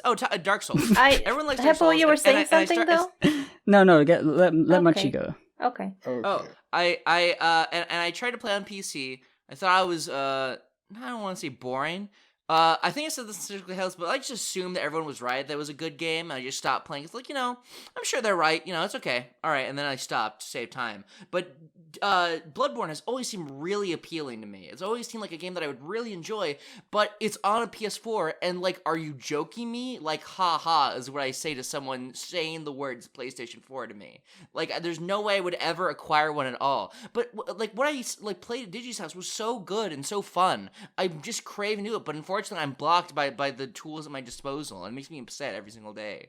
Yeah, Bloodborne was surprisingly it's good. It's definitely the worst thing about all of it is that they're locked on consoles. I really wish Bloodborne and Demon Souls you could just play on PC. Well, actually, I was going to mention, one of the things I wanted to bring up was that playing Dark Souls actually kind of sort of meta ruined some of my appreciation for Bloodborne, and the reason for that is that it became very clear when playing Dark Souls how Bloodborne came to be, because it was clearly like Sony rolled up to From Software as like, hey, that Dark Souls thing, pretty big. We had a thing with Demon Souls and we fucked it up. Sorry about that. Why don't you make us another exclusive kind of game like that? But gaming's bigger and more mainstream now. So maybe make it more accessible for stupid people. Like maybe take out a lot of the weight restrictions and a lot of that shit. Maybe make it simpler. Maybe pare down a lot of the RPG stuff. Make it so that our dumb console install base will be able to play it a bit more. So we can sell a couple extra million copies. Thank you very much. And that's definitely what happened with Bloodborne. I mean, yeah. And I'm a stupid person and I like it. It sounds like they made a better game that I would like to enjoy more. Yeah. I think exactly. streamlining I'm one of the dumb thing. peasants that liked the streamlined simplification. I mean, all right. Of Bloodborne I and made it hate cooler. the whole get good atmosphere of the Dark Souls fan base more than anyone. And yet I love those games, and it's always annoyed me how there's this elitism about all that stuff. Well, it's just all right. I am a casual gamer. I don't play games a lot, and when I do, I want to win all the time. And so for me, Dark Souls is just sort of inherently interesting because I want to play it despite I get mad and throw the controller across the room. Maybe I'm just mentally strange that way. I also really like the swamps. I don't know why I like the swamps, but I really like the It's all that mud. It's all that mud. It's all that good gloopy bubbly mud. It's the sort of grossness and the depraved sludge and blood monsters and flies and you're making me hungry. and it's all coagulating at the bottom of the world, and it's yeah, that's what I want to go into. I want to trundle through that stuff and kill everything. Hey, speaking of hunger and swamps, what do you call a white girl with a yeast infection? Michelle. Cracker with cheese. Gross. Got him. Oh. Voicemails? No. By the way, I was googling voicemails. What? Do we smoking? Do we want to duck back real quick to that shouting match we were having a minute ago and see if we can't just smooth that over? The entire reason I brought up Dark Souls was to end that. No, I know. You're welcome. I'm being transgressive by suggesting we dip back. I feel like we got to the end of that conversation. I don't think it's going to go anywhere. Everyone disliked that, Ben. But also, I have a new thing to talk about. Yes, please God. I'm a webcomic guy, and I do webcomics, and my newest webcomic is REDMAN, and the things he says in 4 panels over and over again. I love the REDMAN comic. This is a slice of life comic. Yeah, the slice of life. He's just he's such a simple, wholesome Blood Beast. Hippo, was this intentional? Did you like sit down and make this like with a plan in mind, or was it just something that you like drew on the fly and then decided to make a thing? I had in the past drawn a 4-panel or a 3-panel like Garfield comic. I took the Garfield without John, and it had Jim Davis written there, and I put I put Redman and Gun Girl, and Gun Girl shot Redman, and that was funny. Or no, she just sort of didn't like him, and that was the whole comic. He just said hello, and I just liked that as a tiny panel comic, and I was thinking, Redman and Gun Girl are my two OCs in Rowdy Focus Cop Killers universe, and I was thinking I could do like a Garfield comic with them as the characters, and one day I was thinking, I should really get around to that Garfield comic. So I just drew some really crappy Redman thing of him saying, I just drew 3 lines in a small document, drew Redman, and then I put some text on it, and it was just really funny. And so I thought, this reminds me of dinosaur comics. I was going to ask if you were influenced by dinosaur comics, because it was like, the format's like identical. Like the art stays the same, but you're changing the captions. It's fucking brilliant. It's the coolest idea I've ever seen, and that those dinosaurs are so funny. We got to get Redman syndicated in the Slime Times, Munchie. Yeah, the Slime Times needs to come back. We got to revive that just for him. Mm-hmm. Yeah, the Blood Times, it will be called. Was the perfect chroma keying green background done for preemptive memification purposes? No, that was just because green complements red as a color. He would pop out of the screen. And also, it was garish, which is very RFCK core. It's true. We should be... Endless War should saturation be retweeting these. All the way up. Yeah, it was really funny the first few times. I was like, yeah, I could do this. I could do this as a little side comic. And now whenever I have something that I would otherwise make a tweet out of, I make Redman say it, and it's suddenly a million times better. Damn, everyone agrees with it way more. Yeah. That's really good. Yeah. You got your figurehead. It's a good scheme you got going there. Yeah. It's blown up immediately upon posting it. Everyone's just latched onto it like a baby to a teat. Yep. Exactly. In the back of my mind, I'm thinking, what if I make 1 million of these and then I publish a book and have them all in there? And ruin everyone's goodwill. Yeah. I'm imagining like a hardcover book that's like really big, like one of those like novelty books you get if you're like a kid. It's just like the big book of fucking sucking dick, and then it's a huge book that's like the entire like width of your torso, but it just is all like Red Band comics for like hundreds of pages. Yeah. How funny would that be? I would buy really that funny. And put it on my... I would buy that, absolutely. You gotta have the format, it's just one strip per page and then like huge white borders around everything. So the book for maximum thickness. Yeah, I would sign each page individually. Yeah. Mm-hmm.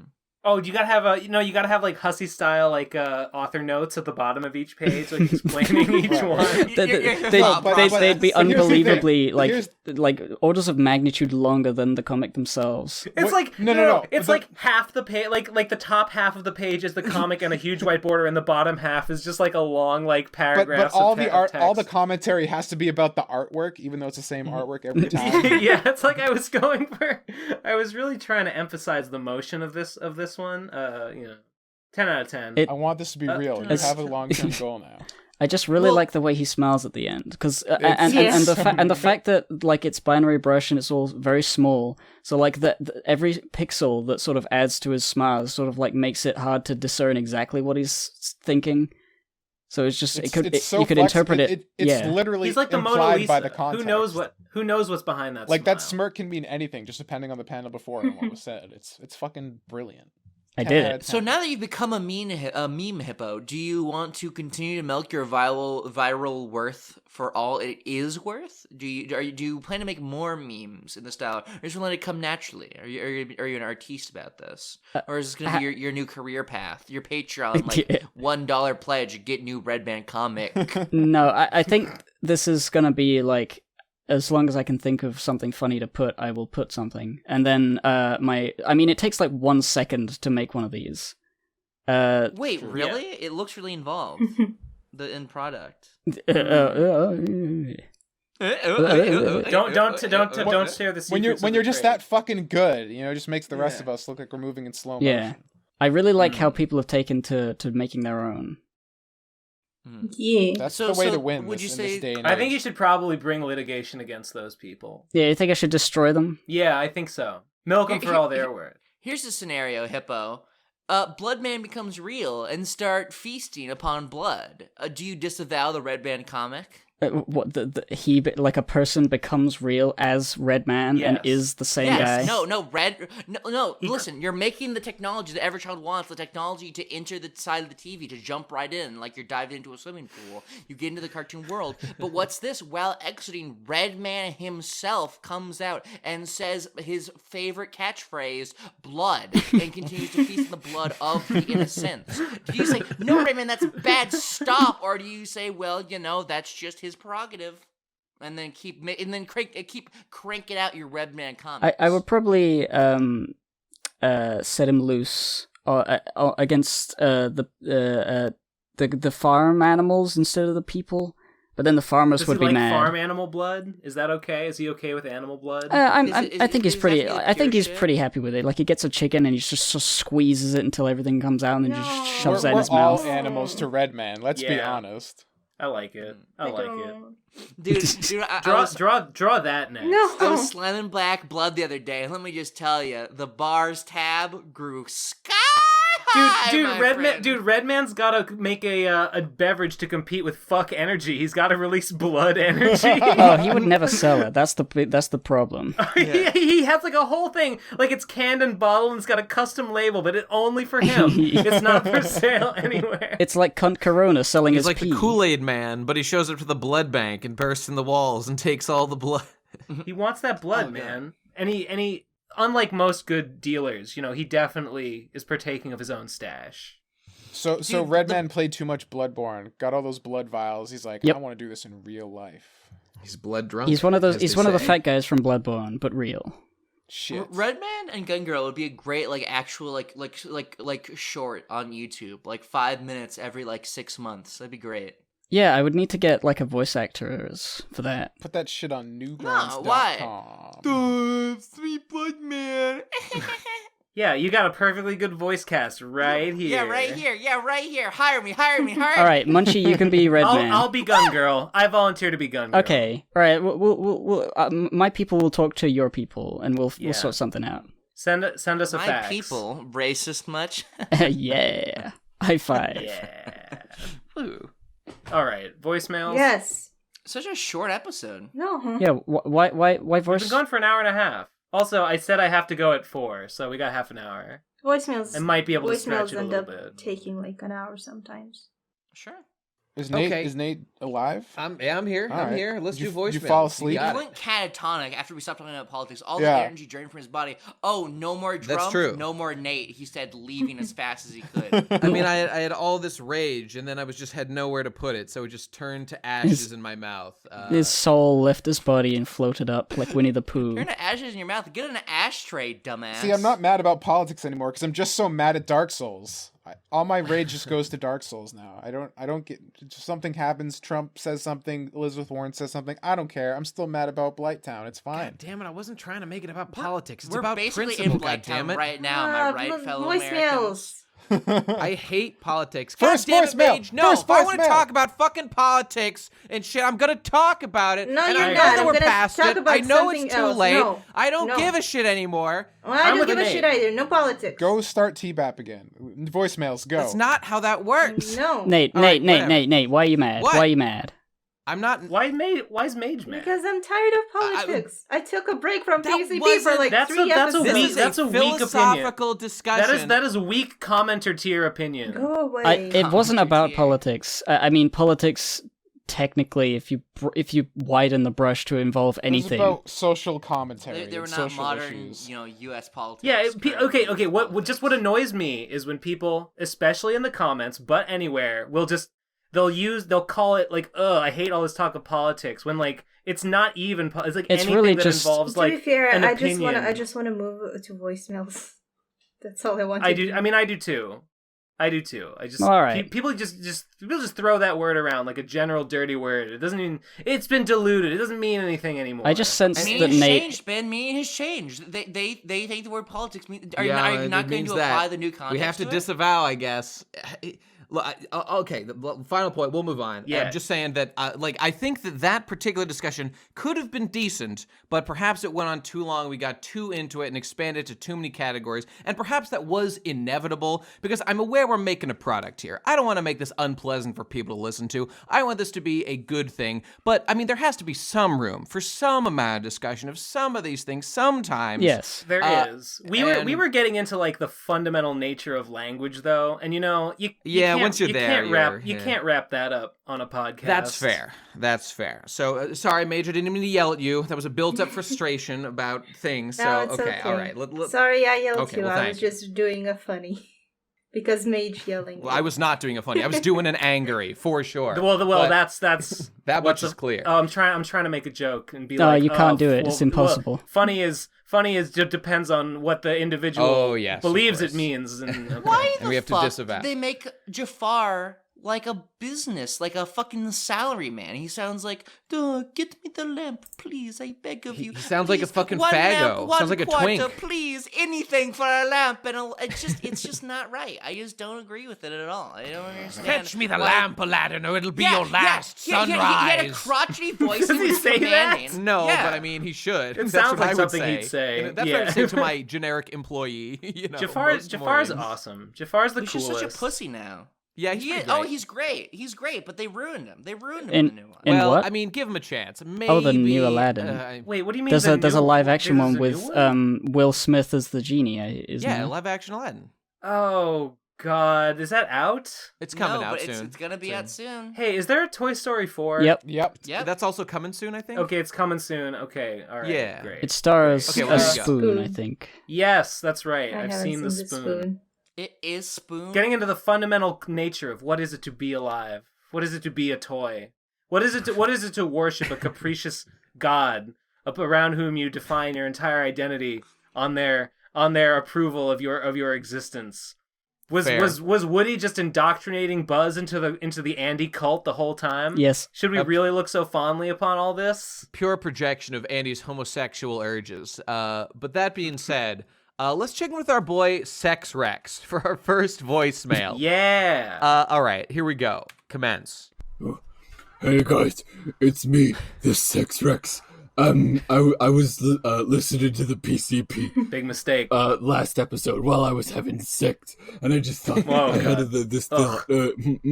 What's your guys' favorite sex? Oh God. Oh shit. Our favorite Sex Rex. I male. like to think that his name is Latin Purple. and Rex means king, so he's actually the sex king. Oh, I thought it was like Sex Rex, as in like Sex Rex Live, Sex Rex no, Homes. REX. No, REX. sex Rex like DINO SLUTS. Indeed. If you remember that. Oh, dude, remember DINO SLUTS? Yeah, Does No, any- I don't. do. I saw it recently. Wait, you did? I was looking at old. Like I that was image looking that at I yeah. drew? I was looking at old Twitter things, and I saw it. Wasn't there like when we were thinking of things to name the podcast or I something? think it was. just said I think Dino this was going to be the Sluts? DINO SLUTS podcast. Why didn't we call it the fucking Dino Sluts? And- That would have been so much better. Once again, there'd be a divided community. The dinos versus the sluts. Choose your side, ladies and Dude, gentlemen. we got to rebrand, okay? Listen. Look, ever we have a since we new made editor. Now's the time. We just gotta tell.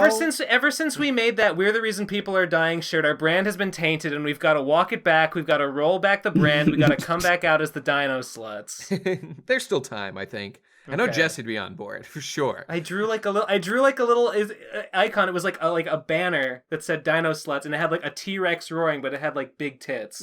Remember, can we get that in the show notes? That's got to be available, I will right? find. I Okay, don't know. It see might if be you on can my find laptop. I can get to the tweet that I saw it from. Okay, great. All right, put that in the show notes as soon whenever possible.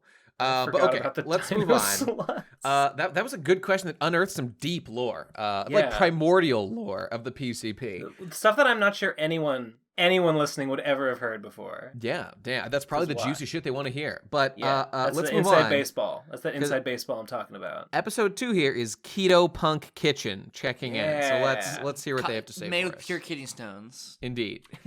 Oh wait, I pushed the wrong button. Okay, go. Here's a neato keto treato for you dudes who are elito. Take some cocoa and some Splenda, mix it up like you're a blender. Then stir in some heavy cream. That tastes just like a dream. That's it? Is that it? That's it. That's the whole thing. Okay, because I literally make that all the time. Wait, what is that? What is that concoction exactly? Is that a drink? It's just keto hot chocolate. Oh, okay. Or okay. I mean, you can blend if you blend it in like a blender. I mean, I put ice in it, and then it's come like a milkshake. But you can dilute it with a little milk, and then heat it up in the microwave, and then it's hot cocoa. It's great. Sounds good. Yeah. I'd drink that. I want a keto milkshake like right now. It's great. It's fucking great. Ice, cream, cocoa, stevia, or Splenda. Blend it. Drink it. Excellent. Do it at okay. home. Thanks. We appreciate the rhymes and whatnot. Thank you, Keto Punk. That was great. Those rhymes were actually pretty good. Yeah, I was actually impressed. Tastes just like a dream. Yeah, I'm gonna tape that up on my wall on a Post-it note. Good idea.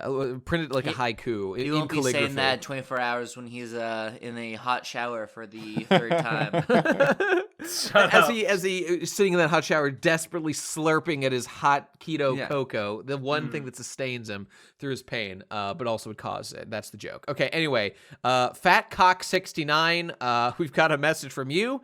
Let's hear it. Yo, it's your boy Falcock69 here, yo. Fuck yeah, my friend recommended me this podcast, the PCP podcast. Yo, listening to that shit. This is pretty fucking entertaining, bro. Yo, this is some funny shit. Nice. Anyway, so I was listening to your podcast. I was listening to Nate, best guy ever, talking about fucking that retarded bitch. That was pretty interesting to me. That was pretty entertaining. Anyway, so I was listening to that. I was thinking about it. I was thinking about the concept of having sex with a retarded bitch. So I was thinking about that concept, and I was pairing that with the concept that you discussed, the engagement concept of Jim Davis, Jim Davis's idea of engagement. And so I was thinking, I was sitting here as I was listening to this podcast with my friend, and I was like, hypothetically, would fucking retarded bitch be considered engagement? You see, let me explain this to you. Engagement is entertainment because you're having sex, and sex is inherently entertaining. It keeps you engaged. Also, it's engaging because it's sex, and you're having sex, and you're going for that nut. But you see, there's a level of entertainment added on top of that because the bitch is retarded, and that's interesting. That's an alternate experience. That's different from what most people are typically experiencing. And I'm retarded, so I want to experience the other side of that. That's what I was thinking about. Anyway, I appreciate you listening to my voicemail. Yo, I'm the big Fat Cock 69. Thank you. I love you guys so much. Yo. Okay. So I'm pretty sure he answered his own question there. Yes, having sex with a retarded bitch is entergaging. However, I want to ask another question. Nate, did Michelle hear the podcast last week? Oh, I don't think she got that far. I don't think she did hear that yet. I was gonna ask, what did she think of that whole thing? Shit, you know what? I told her that there'd be a great part that she should listen to, but I don't think I'll have to remind her to do so. Okay. I'll report back with results. I was curious. Yeah, okay. Just blast it on the car stereo on the way to the Avengers. Good idea. Make a Twitch highlight. Okay, next one. We got Hell No Fresh calling in. Yeah. Oh, God, Let's see what this is about. I just don't even want the. What up, my dude? That's some cunt from Hell No Fresh. Are you retarded, poor, or don't know how to cook? Of course you are. You're listening to this podcast. Let's get into tonight's recipe. We're going to be making peanut butter ramen. I know that sounds a little wacky, but if you ever had something like peanut chicken, it's basically the same idea. Whatever, fuck you, dude. Flavor-wise, as far as packets of ramen go for this, I'm going to go ahead and recommend something like pork, chicken, chili, oriental would probably work. Something like creamy chicken, you probably got a little bit too much going on. Might be a little bit of dubious selection, but that shit's up to you, my man. You're going to want to get 2 or 3 green onions, chop them up into little sections, take the tentacle looking bits off the bottom and just fucking chuck them bitches into your yard. Next time your dad mows the grass, you can sift through the clippings with your greasy little peasant fingers and you might find some free green onions. That's pretty dope. Take a pot, put that shit on the stove, throw your fucking noodles in there, throw your fucking water in there, empty the sauce packet in there, put 75% of your green onions in there, and then a dash of sesame oil and a sprinkling of red pepper flakes. And once that shit gets going, really you want to take a scoop of your peanut butter and just toss that shit right in there. It'll get all nice and emulsified. It's fucking great. You want to take the remaining 25% of your green onions and sprinkle those along with some red pepper flakes on top of your sunny side up eggs that you've got going on. Medium heat, cover that shit because you want to ensure that the yolk remains raw, right? So when you put the nice crispy eggs on top of your fucking soup, you can bust the yolk into the broth and your dick will be crackling with sexual energy. Hell No Fresh.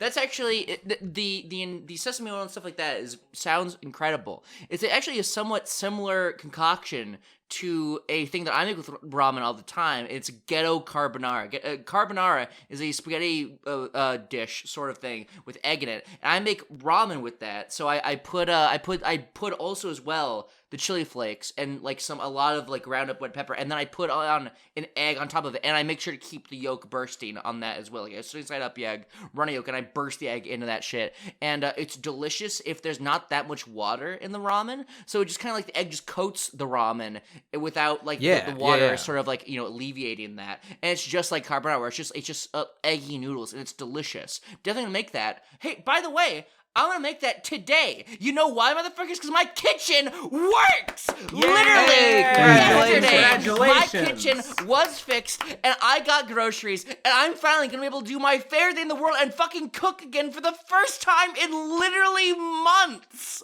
I'm so excited!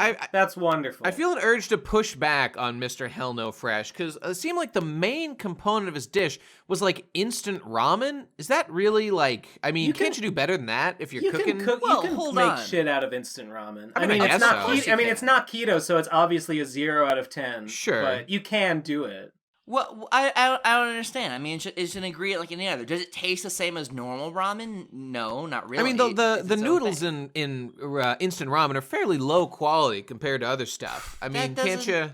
You don't have to have a good dish with like high quality ingredients. That's not like necessarily. I'm just saying, if you're making, are they any worse? Are they any worse than like regular pasta? That's a great recipe because it's easy to make and it's simple and it's you can make it pretty reliably. I would say almost any time you want to make top ramen. I mean, it seems like you're not even. I mean, okay, obviously there's other shit going on. The peanut butter sauce. All right, it all sounds cool, but I'm just saying, like the fundamental here, like that's.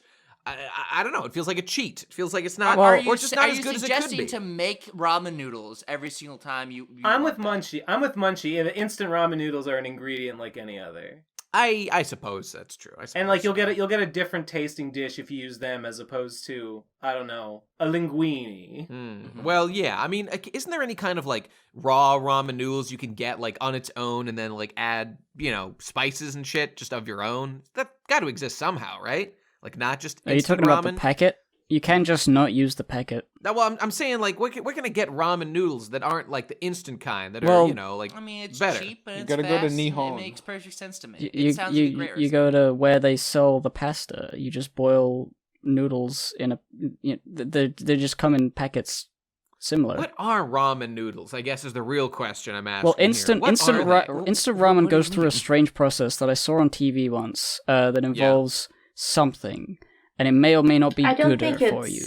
Good. But normal ramen and pasta and noodles that are not like instant, and you have to like boil them for a number of minutes. Those are just normal. I've seen videos explaining how to make like real ramen, and the thing about it is that it is like a really complicated thing where you have to like steep like multiple you have to do like multiple steps of like steeping different like herbs and ingredients and like flakes of stuff and it's like a pretty complicated process. That's how a lot of Japanese stuff is. It's like the katana of food. You gotta fold that shit. The invention of making an instant ramen is like cutting out a million steps. So I guess there's no wonder it's popular. I think you can at like an Asian market or something. I think you can just sort of buy like bundles of ramen noodle, like not in like an instant pack, but just sort of tied up in like rolled up in like a ball, sort of. Huh. Yeah. Okay. That's kind of what I'm talking about. That'd be cool, but maybe that's slightly more complex than our. I don't remember if this recipe involved the flavor packet. It might. It did. It did. Okay. He gave a couple of choices. Okay. Well, whatever. Fuck that. He did say it was a ghetto dish, so he did. That's true. And that's exactly the kind of dish I want. A meal that tastes good, is involved, but doesn't make you want to kill yourself after the price. Okay. Next voicemail. Let's do it. It's Doopity Schmoople. Let's see what he's got for us today. My first son. All right. What a go. Mini. Hello. Yes. Hello. Hi. Welcome. Hi. Hello. This is Doopity Schmoople. I'm here to call in for my application to the Teen CP. I went to your website and I tried to find a location. However, you only had this number posted, so I'm calling this number now. Okay. Anyway, what do you got? I would like to apply for my podcast job. my qualifications are that I am literally biologically the son of Munchie. I'm under the age of 18, so that's important. That's important. You can check my medical records, and you can check that I am indeed autistic. Let's see here. What else?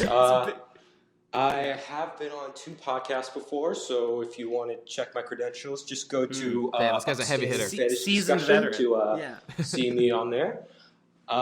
Is there anything else? I avoid political talk like it's the plague, so you don't have to worry about that. Fantastic. Thank God. I am literally retarded, so...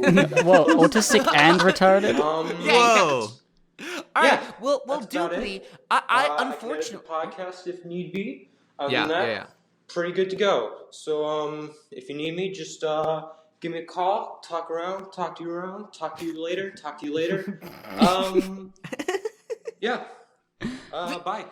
Dude, Okay, well, that was a pretty all-encompassing pitch for you, and unfortunately, Doopity, you listening to me accept your application right now on this PCP will be a week after you're already accepted. Click the invite on Discord right now. You're gonna hear me live. The moment that you were sent this is the exact moment that I'm referring to right now on this PCP episode right now. That's a moment outside of time. So wait, what's going on with the Teen CP? Have you got together yet? Yeah, give us the update.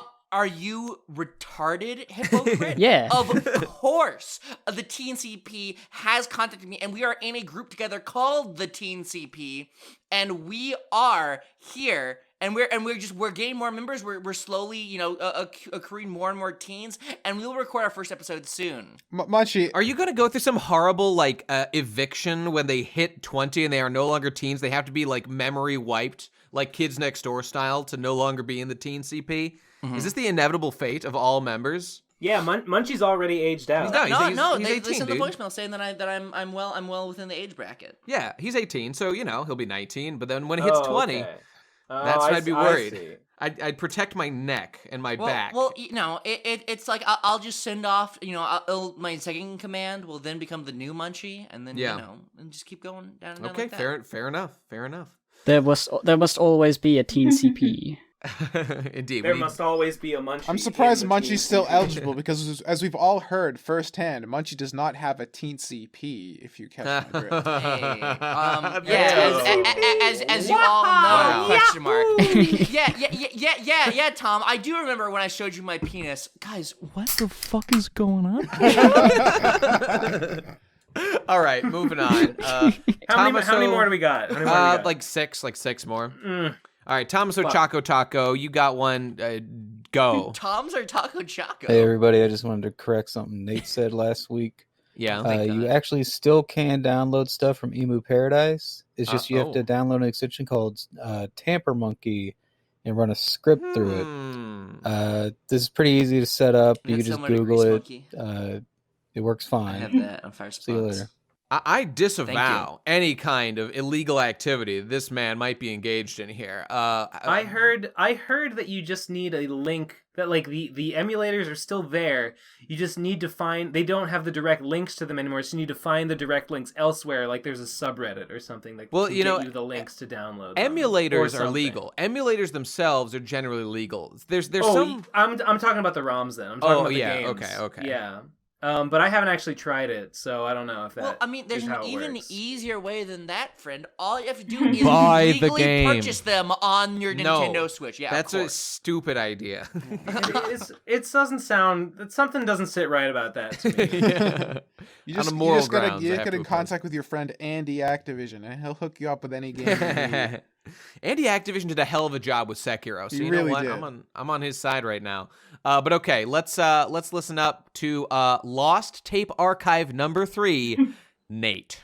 Well, it's my time, I guess. Time to face the fire. Go.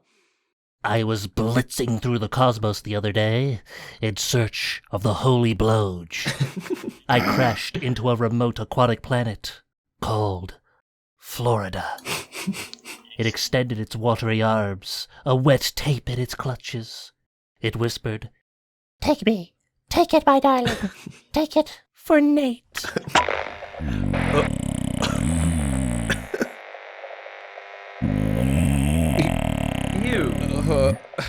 I am a being of pure utilitarian bliss. Sounds like it. I hail from the holy nation, the nation of hydration. Drink your water. Drink your water. Oh my god. Spare coochie. Spare coochie, man. I drank Florida with a straw. I now have the mass of 10 moons. Whoa!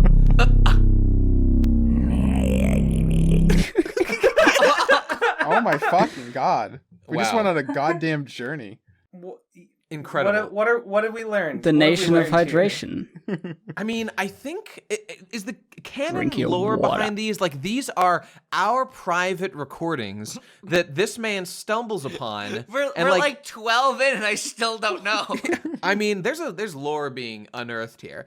Maybe in like a past life. Or maybe, like, at my core being, I'm like the reincarnation of a pure entity of pure utilitarianism and hydration who also wants coochie. That sounds about right, but I don't know. I want more. That sounds like as good a theory as any. Drink your water. He's the mass of 10 moons. He doesn't sound like you don't sound like you've been drinking your water.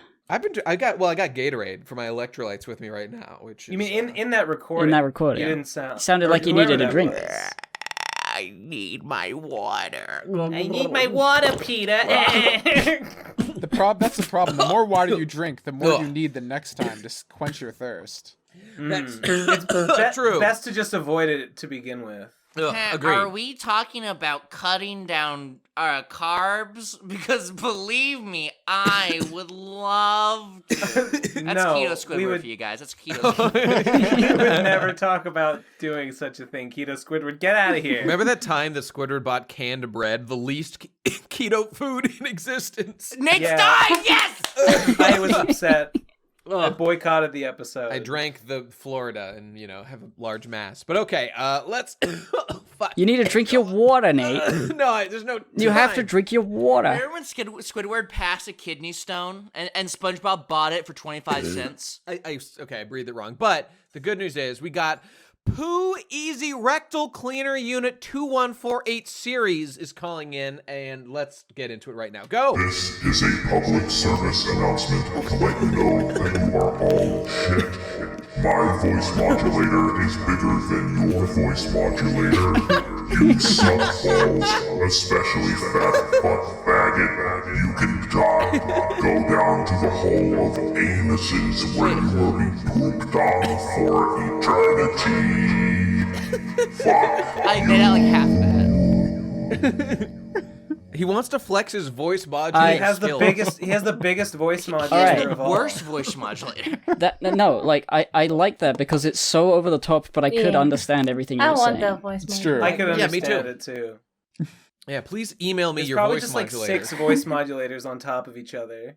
Yeah, maybe that's what it is. Maybe we should do a bonus episode where we're all using voice modulators.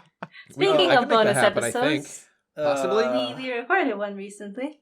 Oh, there's a new one that should be out by the time you hear it. I missed it because I had my fucking kidney stone and I had no idea what was going on. Oh yeah, well that's understandable. So if you hate Ben, you'll love this episode. Yeah. It was without spoiling tell too him? much, we get to the core of our personality and Oh, understand things about ourselves. That we don't there was really some want light to, spots to the episode. There were some discover. dark spots to the episode, but you get to the Mostly core of dark, things. honestly. Mostly dark. Not gonna lie, pretty dark. Okay, moving on. We've got a voicemail from Voicemail Housekeeping. Go. What happens to the old voicemails? Do they just get deleted? Is there an internet archive? Does Nate download them all? What happens? Also, if I make a voicemail for a specific member of the podcast and they're not on when I record it, is my voicemail just doomed to never be played? Do I have to spam the folder for that same voicemail over and over and over again? Or can Nate just download the voicemail and then play when it's actually relevant and when the member's on the podcast? Also, why aren't the MP3s uploaded earlier? Doesn't it take less time to just edit audio files and not edit audio and visuals? Why not? It wouldn't really hurt the view numbers. That's it. All right, This'll bunch get- of questions there. So okay, so they get deleted because they're on SoundCloud. We only got so much space. This is just a utility question. I'm happy to get back to them on. And like, so I have all the voicemails downloaded right now on my computer. I have them. Maybe I should make them available in the Google Drive. We have the raw all files. The ones that have ever been submitted, or all the ones that have ever been played? That have ever been played Okay. only, and they're in order too. I think for the vast majority of them anyway. So like maybe I can put them on the drive, but then that'll take up space on the drive, and It doesn't really take up that much space though. You know, they are really short. Let me see how big is a file. Not big. It's whatever. It's not big. I mean, you could make like a video that houses all of them and unlist it, so they'd be around. Like if you made a super long video with all of the voicemails in them and just have it on the channel unlisted and then link people to it if they really want it. You'd have to keep making more though, right? I mean, yeah, we have that's adding a lot of extra work. Well, you know, you could just do like one for 2018, one for 2019. Could make a disposable I or extra so. email account that has a separate Google Drive or something. I'm Indeed. Sure. Well, here's the. I think they could just go in their own file on the drive since they're small. That's a reasonable idea. Yeah, I think we I should like do that that idea. They will stack up eventually, though. Yeah, but like, I mean, one pack That's of them future is us maybe problem. 1 megabyte. Is like 1 megabyte for like all 10 or 12 for a thing. Oh, Yeah. okay. So we got space. And to the other question, the last one about like, what if I have a voicemail that's for a specific person? Like, why doesn't Nate just like hang on to it until I don't make any extra money for doing this shit with the voicemails. I'm sorry, but if it's part of your admin fee. My money did not go up when I started doing this extra work. It is so the admin explain to me fee, again but why I should continue to do this when I get nothing because for you it. Want to? It is the admin fee, but the admin fee did not rise when this extra Don't give me this. responsibility It's the admin fee. I'm saying that it didn't go up, and you didn't make any more money. Did the from show it. notes get rolled into the editor fee? I mean, they just get given to the editors, but there's a separate payment for doing the show notes that people get when they edit. So I don't want to hear any of this fucking Nate needs to do more work shit. I mean, if you want me to, propose me extra money, and then I'll put more effort into it. Well, then I guess the voicemails are dead, and we all know who to blame. It's Ben. Yeah, I'll take it. All right. Yeah, just nail me to that cross, Tom. I love it. To the for you humble listeners out there submitting your voicemails, sorry, but you just got to keep submitting shit. If you want one, you want people to hear. Honestly, it's amazing that the voicemails are still working because we're not paying anything for the voicemails. We're only supposed to get like 20 a month on the free account, and for some reason it just doesn't enforce that. Yeah, it just keeps working. So I mean, pretty thrilled about that. Hey. Okay, anyway, Sick. moving on from that. So sorry guys, but the burden's on you. You gotta keep submitting shit, and we do not keep backups. What was the last thing about the MP3s going up late? Was that the MP3s for the voicemails? Oh, I didn't know what that was about. I think he's talking about the MP3 of the podcast. If you're talking about like the you think iTunes so? feed, the reason it goes up hours later than the video is because when I make them go live at the same time that the episode goes up, but then Google and like iTunes, they have to do like a check, and it takes like a couple hours for it to get like approved. Yeah. I could do it earlier, but if I do it earlier, it risks It'll go going up up early, before so- the actual episode. So. Yeah. I think maybe the last several episodes, the MP3 link has not worked. I don't know if that got fixed at any point, but I think there were a bunch of episodes there, where the MP3 download link was not. I usually correct. check it, but I mean, if anybody has an issue with For that, a while, I was seeing comments being like, the MP3 link doesn't work. I know there were 2 episodes that had the please same let me link know. because it wasn't changed, and I did go back and fix that. all right, but people keep an eye out. Basically, maybe it's anytime fixed. there's a problem, like there are tons of people who just bitch at me about it on Twitter, and I go and fix them. So okay. Well, great. Okay. I don't get paid for that either, Nate. Fuck. That's not true. You literally do get paid for that. That is your job that you get a fee for. So No, yes, I you do. get paid to upload the stuff to iTunes, but I mean like when there's things in the description, people come bitch at me, and I fix those as well. I don't get paid for that. Oh well, I shit. mean, you have no responsibility to do that. Yeah, but I do it because I'm Why I'm do an they idiot. bitch to you of all people? Because I've just become that guy, I guess. Well, okay. I mean, but you don't have to. It's fine. I don't mind. It's the editor's responsibility to do that shit. So And who's the editor for the last like 2 months? I mean, well, okay. So it is your responsibility, is the point. But because even you're the ones editor. That I don't do. Well, then it's not you. Okay, whatever. It doesn't matter. It doesn't matter. What I'm saying is, I give no ground on this point. I suffer just as much as you. That's what I'm trying to say. Even though Incorrect, it's not true at okay. all. But I'm sticking to. It's a hill I'm dying on for no reason. Other than I feel like it. Well, good news. We've got a mail from Best Baby Ever. Oh dear. And this is going to be good. I can already tell. I can't wait. Here we go. Well, this is the best baby ever, and I just wanted to say that food is too fucking hard to make. I'm too weak to follow instructions. I want self-cooking food. I want to be cuddled. I want a baby mode. I want an easier than easy mode. Food should respect me as a consumer and give me an easier than easy mode. I can't follow a YouTube recipe. It's too fucking hard. I cannot even find the ingredients in the supermarket. Well, I cannot do that shit.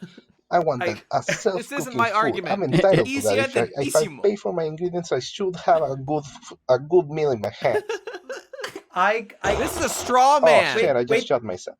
Oh, he shat himself. He shat himself as best baby ever. Okay. You know what? I'm just gonna say it. Guys. Based on popular opinion, which is the only measure of truth. Yeah. I definitely won the HelloFresh debate. You last definitely time. did. Everyone is on board with me. I am the king. I am the reigning champion. Because everyone who listens to our podcast is poor and can't afford a service. Yeah, exactly. I think that our viewers are intelligent, capable human beings who are more than able to fucking Google a recipe and buy some fucking flour at the supermarket. Except when they and shoot down it. political discussion, then they're fucking retarded. That's right. Then they're fucking stupid and okay, hacks. as long as they're clear.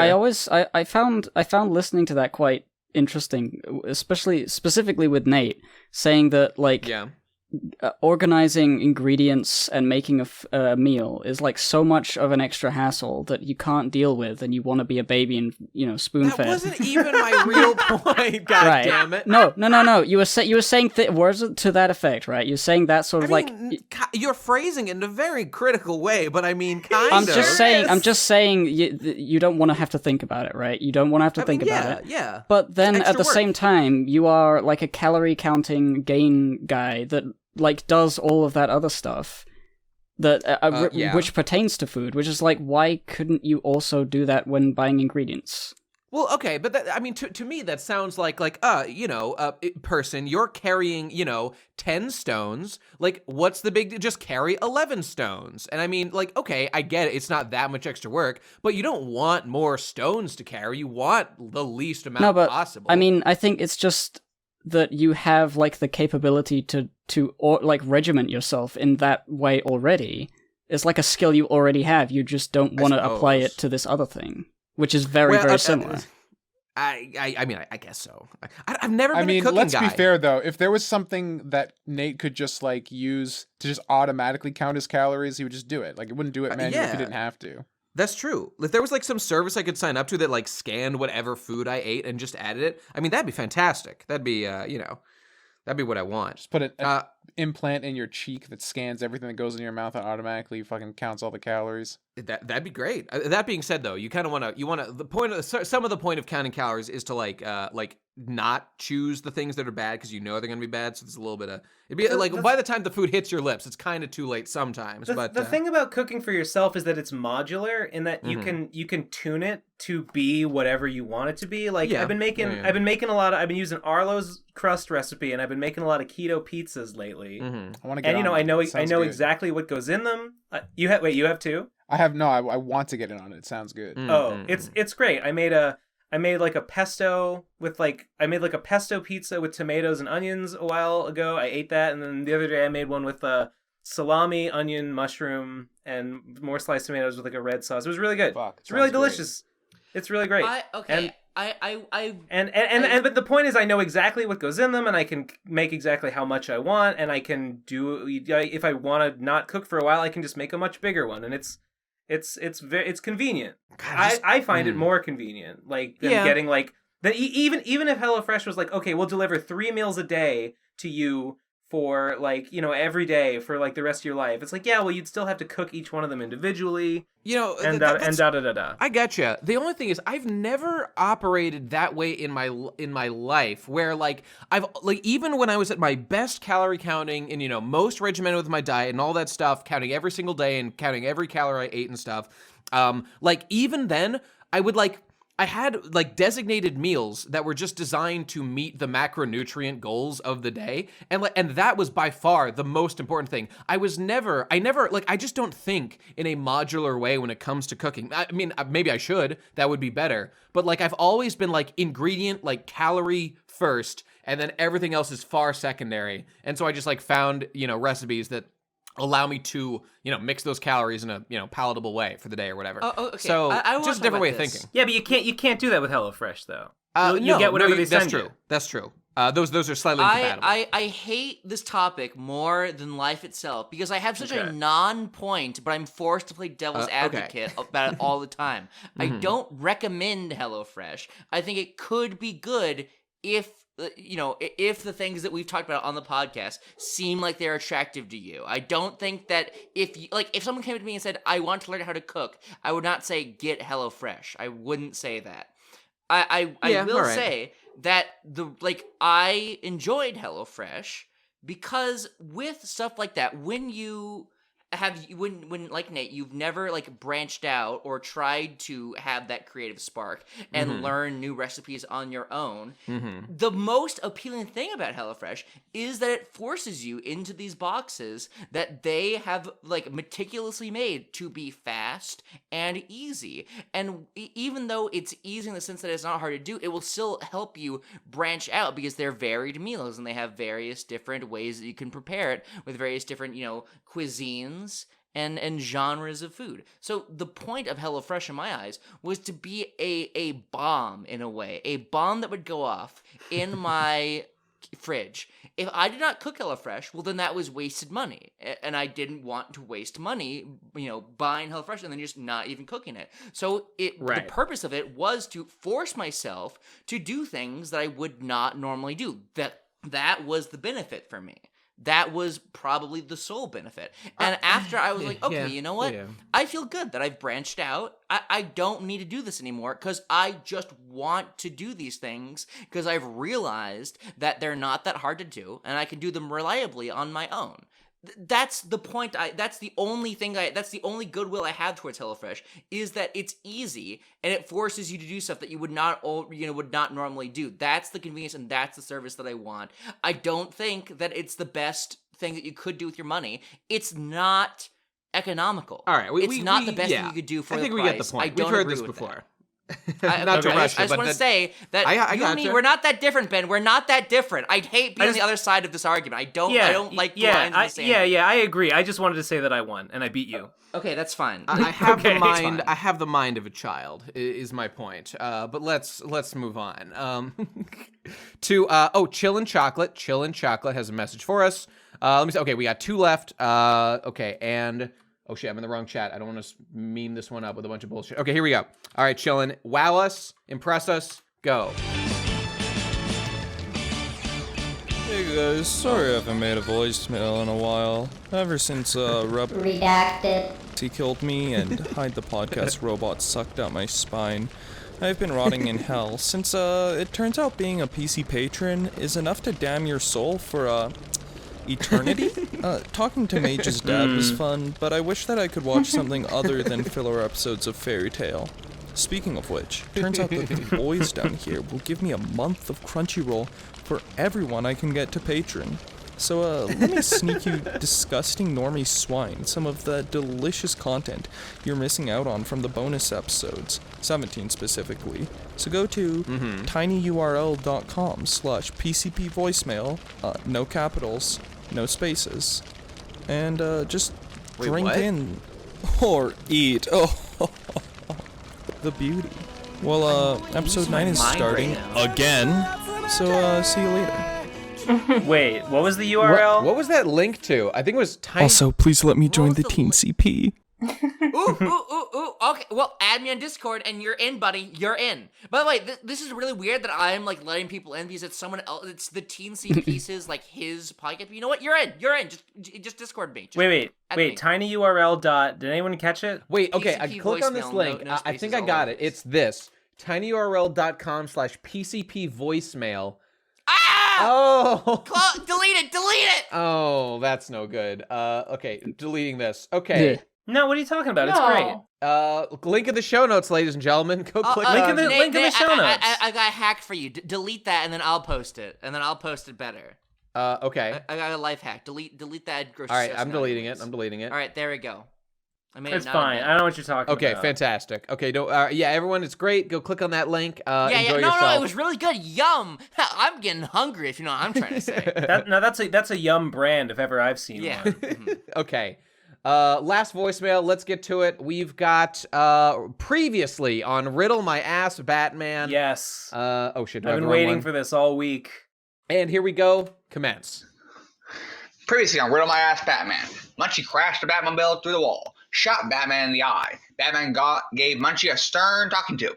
Due to Batman's injuries, Munchie was forced to temporarily assume the identity of Batman.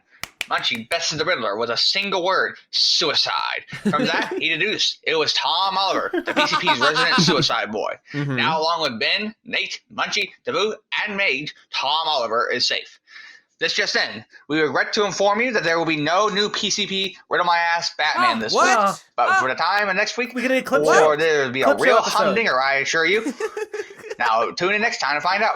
Same PCP time, same PCP channel. Again, we regret to inform you there will be no new Riddle My Ass Batman this week. This is an outrage. This is a fucking outrage. This is the only reason people come to this show, and you blew it for us. Well, he got more time to prepare. These are getting higher and higher production. He's trying to. This is unacceptable. I'm saying he should have made a clip show episode out of the previous one. I mean, he should have made a highlight reel. Yeah, that would have been good. I'm thinking of it as a clip show, which everyone hates, by the way. Exactly. I haven't been keeping. Well, I kind of forgot whether I was freed yet. Am I still in danger? You're still captive. You're over a water full of dick-eating piranhas, I believe. Oh no, something like that. Okay, wait. I'm safe, right? You fell in, but you don't have a dick, so you were fine. Well, technically, you were dropped the dick-eating piranhas, but you were safe for obvious reasons. That's correct. They were harmless to you. Yeah. So we have our best scientists figuring out what it is in the hopes that they can provide an antidote to the rest of us. Okay. Well, fuck. I guess I'm still waiting on tenterhooks for the next installment. Tenterhooks? Yeah, waiting on tenterhooks. What's a tenterhook? I don't fucking know. It sounds like a bloodborne creature. Tenterhook, a hook used to fasten cloth on a drying frame or tenter. So you're waiting on that? Yes. What does that mean? Beats me, but it feels really good. Am I right, boys? I think let's ask Merriam-Webster. Let's ask Merriam-Webster. What does it mean to be on tenterhooks? I think it's similar to like being the edge of your seat. It is. Yes. Okay. Good. Because you're held up by cloth things. So you're like gonna fall soon? It's like right close to. Yes. Okay. All right. Similarly. On tenterhooks is to be similarly tense as one waits in suspense. Thanks, Merriam-Webster. Well, thanks, Webster. Appreciate that. Thanks, Merriweather. Didn't even get to the comics thing. Oh, we didn't talk about. Oh man, we didn't talk about how Merriweather tried to get. He's given me a whole bunch of life advice on how to be a successful comics boy like him. Yeah, let's talk about an RFCK, which is better. We did talk about an RFCK. Go listen to our 10-hour long Pokemon XD stream. I'll be XDing the whole time. I've no doubt. Oh yes, I was more DXing, honestly. Oh, that's rough. If you catch my drift, I do. It's a great game. All right, that's really. it. Are you guys done? Have you completed your quest? Because I mean, No. as I recall, We were going to you and I have a certain engagement once you reach the ending of that. I'm not looking forward to that. No, because our team Pokemon is a nightmare. Are really good, really good. Yeah, I mean, they're really great. As long as you have 6, you'll probably be okay in general. They got real great moves and. I mean, are you thinking of it that you have to use the exact moves they've got in the same levels or something? Because I figured we could. I thought so. I don't know. I mean, okay, hey, if we have to play by those rules, all right. Well, we can just we can iron out the terms. Okay, we'll do it. Something. Nope, we're all done, people. Patreon.com. Right, I gotta get out of here. / the Pro Crastinators. And give it up for how did Oblivion Fall do? How did he edit this episode? Did he make it good? Because this episode was terrible. So if he made it good, then it was Did he make it good? Did he make it finally good? Is the PCP finally good? We've been craving it for so long. It's a tall order to put all on Oblivion Fall's shoulders, but 1 out of apples. We did it. That's one more apple than last time. All right. Patreon.com/the Procrastinators, people. $1, patron lounge, all that good stuff. Be a supporter of our beloved brand, and don't let the haters get you down. And then $5. There might be a large contingent of moms against PCP, the MAP crowd. They're redefining the term MAP. They're making a more positive image these days, and I don't care for them. Ever since Misanthropony tainted the phrase, indeed. It had that negative association, so we had to move past it as a dog whistle. I don't know, fuck whatever. So $5 bonus episode. It's out. It's out now. Should we tell them what it is? Should we tell them what the bonus episode is? We should. It's out. No. It's out right now. We should tell them. Okay, fine. Yeah, tell them. It's quizzes. We all took quizzes, personality quizzes. People, whoa, go get in on it. No, you'll learn the deep secrets. You'll get to find out very deep secrets about us. Maybe. Indeed. We get to the heart of the matter. You'll spoil one of the things that we came up across. If you want to, sure. If you want to give them a teaser.